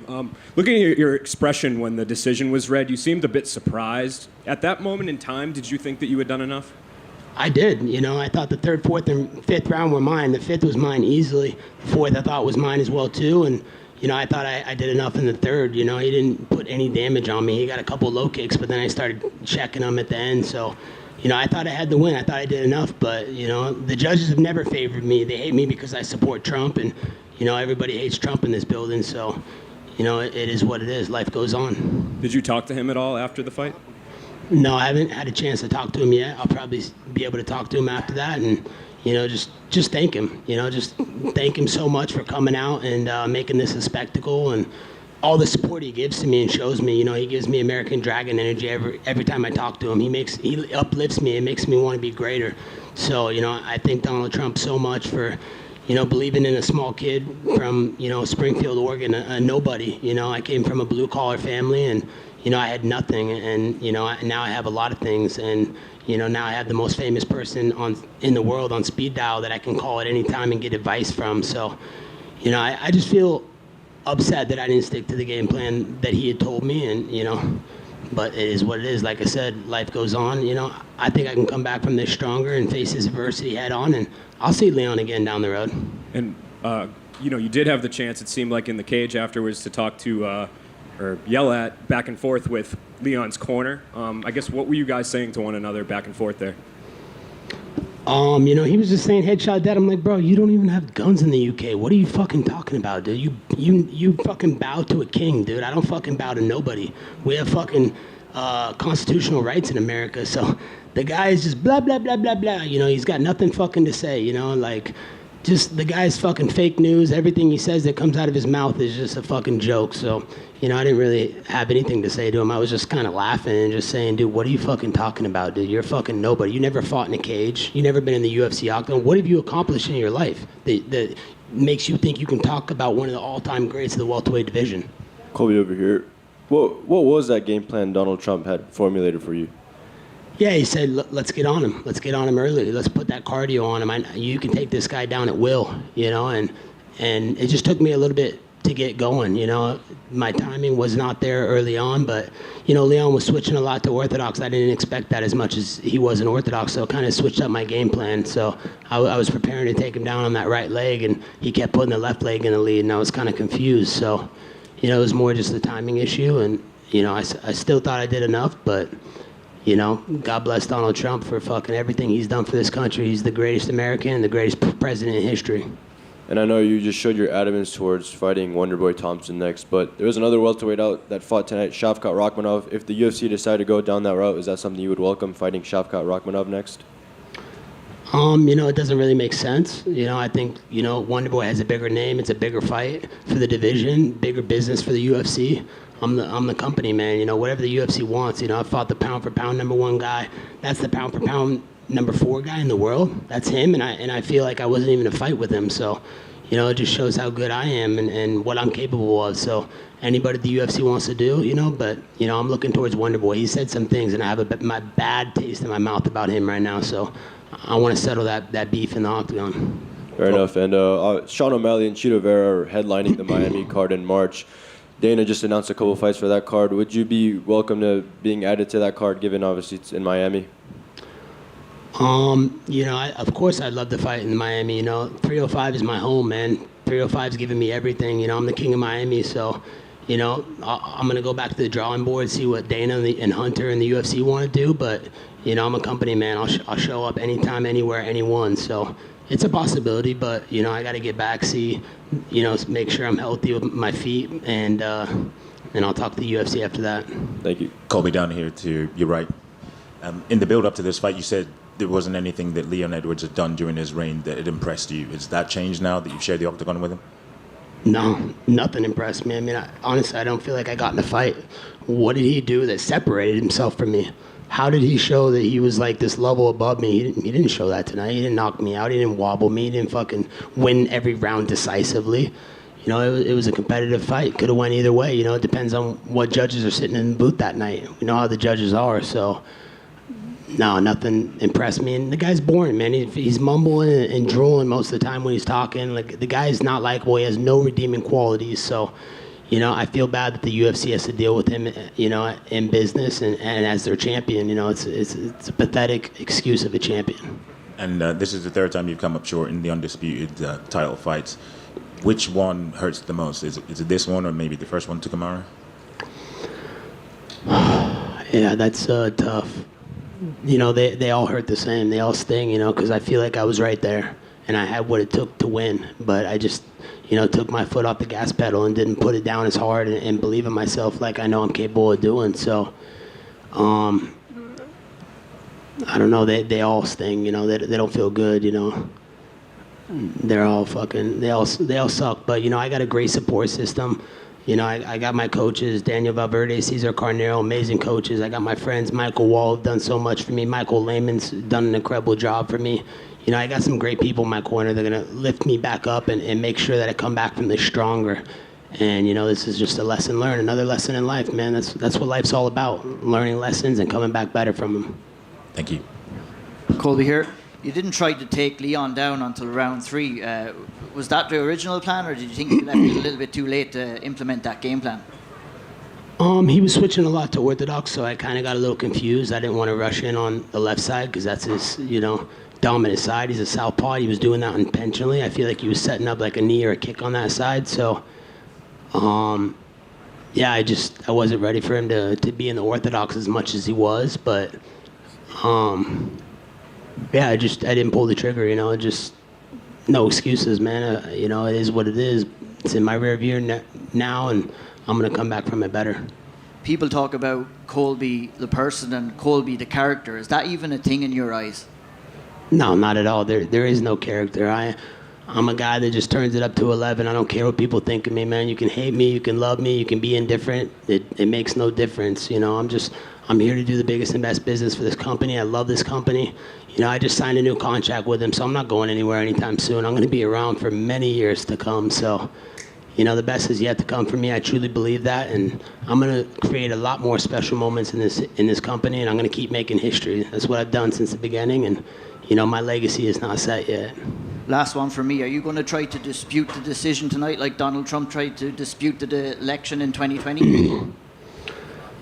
I mean, the 2020 election was clearly rigged. Look at all the voter fraud, all the mail-in voting, this fake fucking COVID. You guys are all doing triple vaccines. You got Travis Kelce out there, Mr. Pfizer, saying, "Oh, get 2 vaccines at the same time."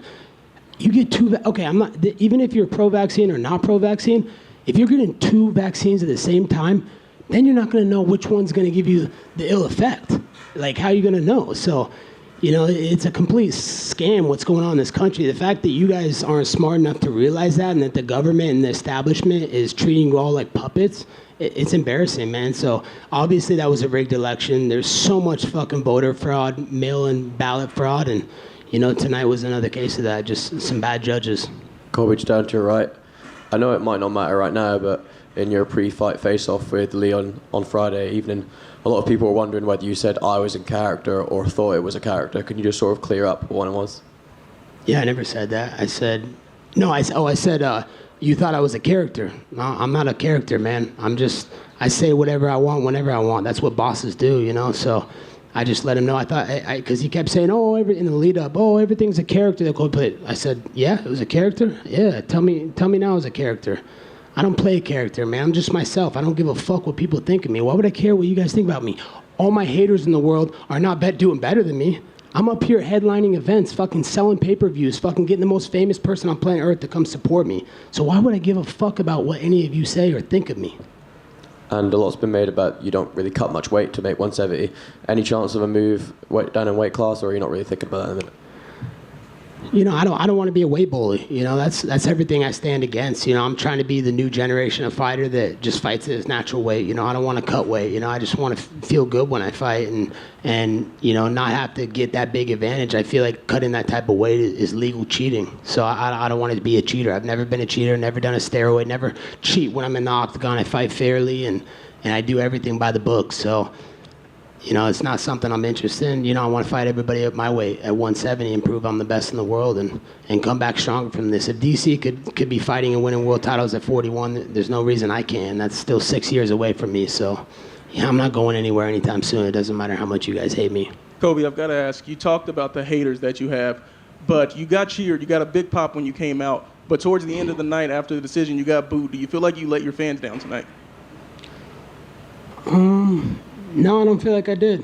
I feel like, I came and put on a show for them, all week. I entertained them in and outside the octagon. That's what it's all about, giving them their money's worth. They pay their hard-earned dollars to come to these events, and they want to be entertained. They want to be distracted from whatever is going on inside their life. So, I feel like, it's upsetting that I didn't bring them the title that they know that we're capable of, but... we dust ourselves up, we get back up, and we come back stronger from it. And still have a great support system, great sponsors. Shout out to MyBookie, the best, the king of sports books. Shout out to Happy Dad, they've done so much for me. Kyle Forgard has helped me train and get my conditioning to another level. So we're just going to go back to the drawing board, keep training, and come back stronger from this. Colby, right down the middle. In your opinion, who has the best shot at beating Leon, Shavkat or Bilal? Probably shit rat, just because we saw the first fight with Bailey, the racist, and who wants to put a racist in a main event pay-per-view title fight? I mean, they already made that fight before and nobody watched it. And that was during COVID when nobody had anything else to do. So how are you going to sell that as a pay-per-view? That's not a pay-per-view worthy main event. Put shit right up there. Let's see if he's as good as all the hype says, and let's see how that goes. I think that's a fight for the fans, and I think that's the direction the UFC should go.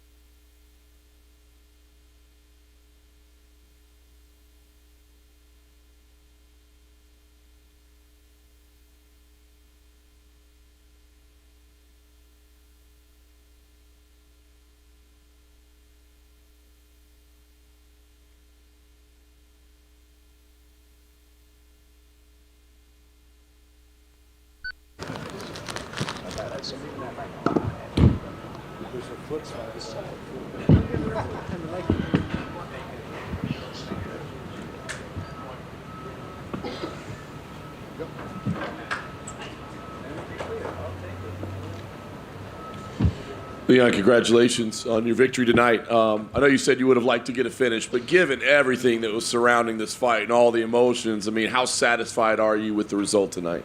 I don't know if it was one of my best performances, you know, but I thought it'd be a way more active fight. He just went on his back foot straight away, and I thought what's this guy doing? You know, after talking all that shit that he did this week, I thought he'd come out and do more, you know, but I feel like he's done it before. He gassed the fight up and just show up and just don't show up, you know. The game plan that he used was pretty surprising, whatever it may actually have been. I mean, did you think early on, is he trying to bait me into something? Like, is this some kind of game? Like, what's going on here? Or when did you realize that this is just going to be what he does? Yeah, 100%. Because I came out orthodox for the first round, you know, and I was waiting for him to charge forward like he normally does, and but I feel like the pressure got to him. I feel like the switching the stances, my range, it all just threw him off. You know, just kind of went in like a little shell. It didn't come out of it. You know. Yeah. How challenging was it for you as well to stay controlled, right? Because you talked about being controlled with the emotions of fight week, but then you got to go in there for 25 minutes and be controlled. Like, how challenging was it there to keep the proper mindset? It was hard. You know, like even to the weigh-ins yesterday, I was like fuming and shaking, and but I was after speaking to my mom and my coaches, and just like fuck this guy basically, and just focus on yourself. This is what he wants. He wants you to come out there and fight emotional and like try to swing and take it down, you know. So I thought, okay, this is like, also what he said is fucked up, but let's switch it all off and go out and do your job, you know. Yeah. The grappling exchanges, a lot of your takedowns seem to come right after his. Did you come into this fight saying, I want to show that I can grapple, or was it kind of responsive to be like, now I got to take him down? No, it was definitely a plan, you know. I'm a great grappler. I just like striking, you know. But I think I took Usman down, never taken down before in his career.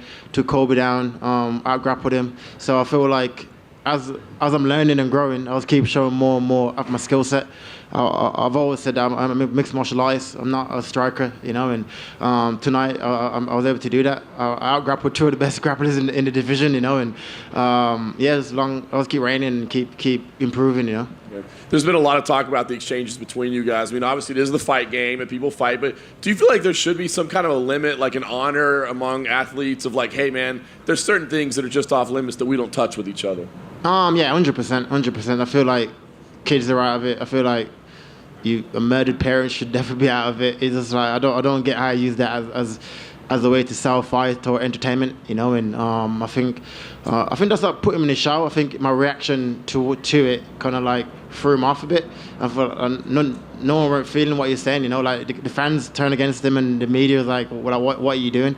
I feel, but he's a coward, and he's always been a coward, you know. Even he lost the fight, he keep making excuses that I won the fight. Even Usman knocked him out and broke his jaw. He's like, yeah, it was Mark's fault. It's always someone else's fault when it loses, you know. Yeah. As champion, there's always going to be a target on your back, but does there feel like a weight off because of the emotion that was surrounding this fight? Yeah, 100%, definitely. I feel like it was definitely one of the most emotional fights I had to deal with. For like the comments that he made. But like I said, I got a great support system around me, and the defo got me in the right space to go out there and compete as an athlete, you know, because in my mind and my body, I wanted to go out there and have a war with him. And but when I talked to my coaches and my mom and everyone, just said, okay, like just shut it all off, 25 minutes, and after that you can deal with your emotions after, you know. And I was able to do that. Dana was here earlier. It kind of seemed like Bilal Muhammad would be next, being that he's the backup and all that. But Dana said, I'm not ready to make that decision right now. Yeah. Do you see it as like he should be next? Does that feel like an unfinished chapter, or do you feel like maybe there's other options? Nah, there definitely other options, you know. I don't feel like Bilal should be next. You know, I've done it before. I've run like 10 fights in a row, didn't get a title shot. So what makes him different or more privileged, you know? So Colby's already skipped the line already. So let's see who's next. And but like I said, I am. This is Rocky's era. This is my era now, and I always keep training, whoever's next. Doesn't matter, you know. They're all similar styles anyway. All boxers, wrestlers, and this is what I'll build my career on it, you know. So whoever comes next is whatever, you know. Nice. Last thing for me, we'll figure out who, but where does that matter to you? Do you want to fight back in England, or do you like fighting here in the States, Vegas? I love to fight in England, especially now we got Tom, you know, like have me and Tom on the card, headlining, co-headlining. That'd be, for the UK, that'd be massive. You know, I feel like that's definitely something that we should push towards, to just bring more light to MMA in Europe. You know, I feel like having me and Tom to headline the card, either Manchester or any big stadium, I think that's what we should definitely push towards, you know. Leon, right here in the front. Kind of going off of that, Dana was here and announced the official signing of Michael Venom Page to the UFC. He's going to be fighting Kevin Holland in Miami. So would that be a fight down the road that, you know, that could headline a massive stadium, a big arena in the UK? I don't know. He just got to the UFC. I don't think he's nowhere near a title shot.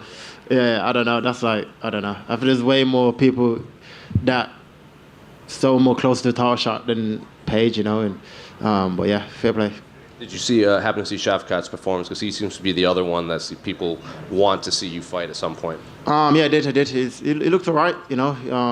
I think Wonder Boy is kind of getting past it a little bit. He's like 40 years old, and obviously he went out there and did what he did, but yeah, if he's whoever's next, I don't care, you know. So like I said, this is my era. My aim now is to beat George record. That is my aim, you know. And so whatever get me there is whoever's next, you know. And do you first, because before this fight, you said that if you beat Colby, you could first see him retiring because you don't really see him fighting these young guys. But he was in here saying he's going to be here for a while and he wants to work his way back to the title. Do you think eventually you will see Colby again down the road? No, definitely not. I don't believe so. I don't believe so. Like, this guy says a lot of shit, you know. So this is his third shot at a title shot. This one was a given.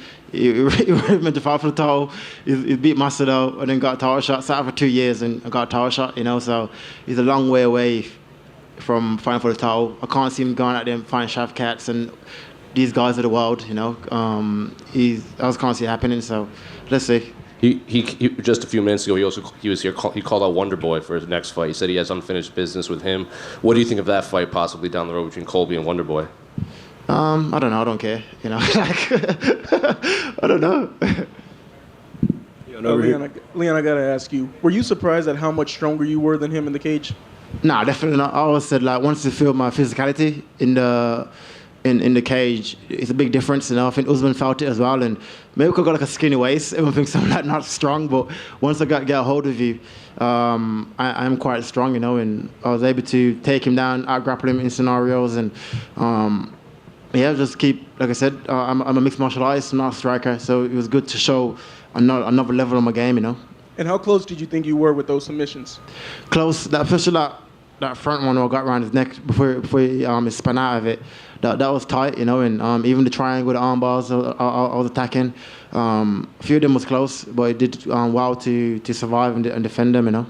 And did it feel good because he comes in, he's talking all the trash talk, but towards the end of the fight, people were booing him because they were just so unimpressed by his performance? Did that feel good to really shut him and the fans up? Not really the fans, but more him, you know. I expected more. Like, after talking all that, like what he talked, you should come forward and fight. You know, you don't be a coward and go on your back foot for the first 2 rounds. I thought he was like trying to bait me in or something. I was like, what's this guy doing? But I think my range and my switching the stances was kind of throwing him off. But yeah, I think just a coward, and he showed in his fighting skills, you know.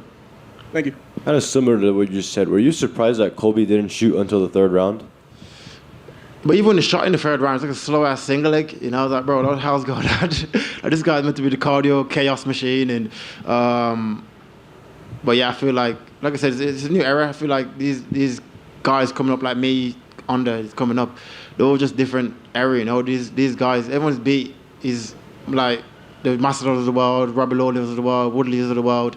Like, these guys are like what was over the hill when they fought them, you know. And I believe he's over the hill as well. So when he successfully landed that takedown, the first one he did, and when you got up pretty quickly, do you think that was like a demoralizing factor that played into the fight for him? Yeah, definitely. I think like my out grappling him, like I was able to reattack after he took me down and take him down, and I think that my coach said it's in his face. Is like he's kind of like threw him off a little bit, you know, and so I feel, yeah, definitely. Me grappling heavy I think that definitely threw him off a little bit, you know. He thought he'd be able to like dominate me more in the grappling, and he wasn't able to, you know. And obviously, when you look at Colby's past fights, he did face a lot of grapplers and stuff, but I feel like some people might have not mentioned that he hasn't faced a complete guy like yourself in a while, other than like Usman and stuff. Do you think that's something that kind of went under the radar going into this fight? Yeah, 100%, because everyone has me down as a striker, but I keep saying like I'm a mixed martial artist, you know, and I'm good everywhere the fight goes, you know, and these guys, I've fought these guys my whole career, boxing, wrestling kind of style. They're all, like, from now to my next 3 fights, they're all similar. Bilal's gonna be exactly the same, wrestling, boxing. They're all, Usman, Colby, they're all the same, you know. I feel like we need some new challenges and new different styles to bring more out of me, you know. And last one for me. I know these guys aren't in your division, but there was a little scuffle inside the crowd between Sean Strickland and Dricus du Plessis. I mean, did you get to hear about any of that? I did, yeah. I saw the video. Fair play, you know. Like, if Dricus talk shit, you should be able to back it up. And like I said, Sean's about it, and he did what he did, you know. So fair play to him. Leon, down here to your right. You talked about George St. Pierre's record there. 9 title defenses. Yeah. This is your second. Do you believe that you have the skill set to surpass that record and become the greatest? 100%. Like, why not? You know, like, no one thought I'd be able to be world champion. You know what I mean? No one thought I'd be able to defend it. No one thought I'd be able to do what I'm doing, you know. But I got a solid team behind me. I got a solid belief in myself. And even though I got a lot of respect for George, but I truly believe I can beat that. You know, George messaged me last night. Obviously, because of the press conference, of what happened, and just I was giving him advice and how to I was to channel my energy into a positive light, and so I got a lot of respect for him, you know. But I was still a young guy that's trying to chase to beat I consider him the GOAT, you know. So I want to surpass him, and I definitely got the skills to do that, you know. And it seemed that you're pretty fluid when it comes to a timeline for a return. UFC 300, April 13th. Would that be an amazing opportunity for you? Or?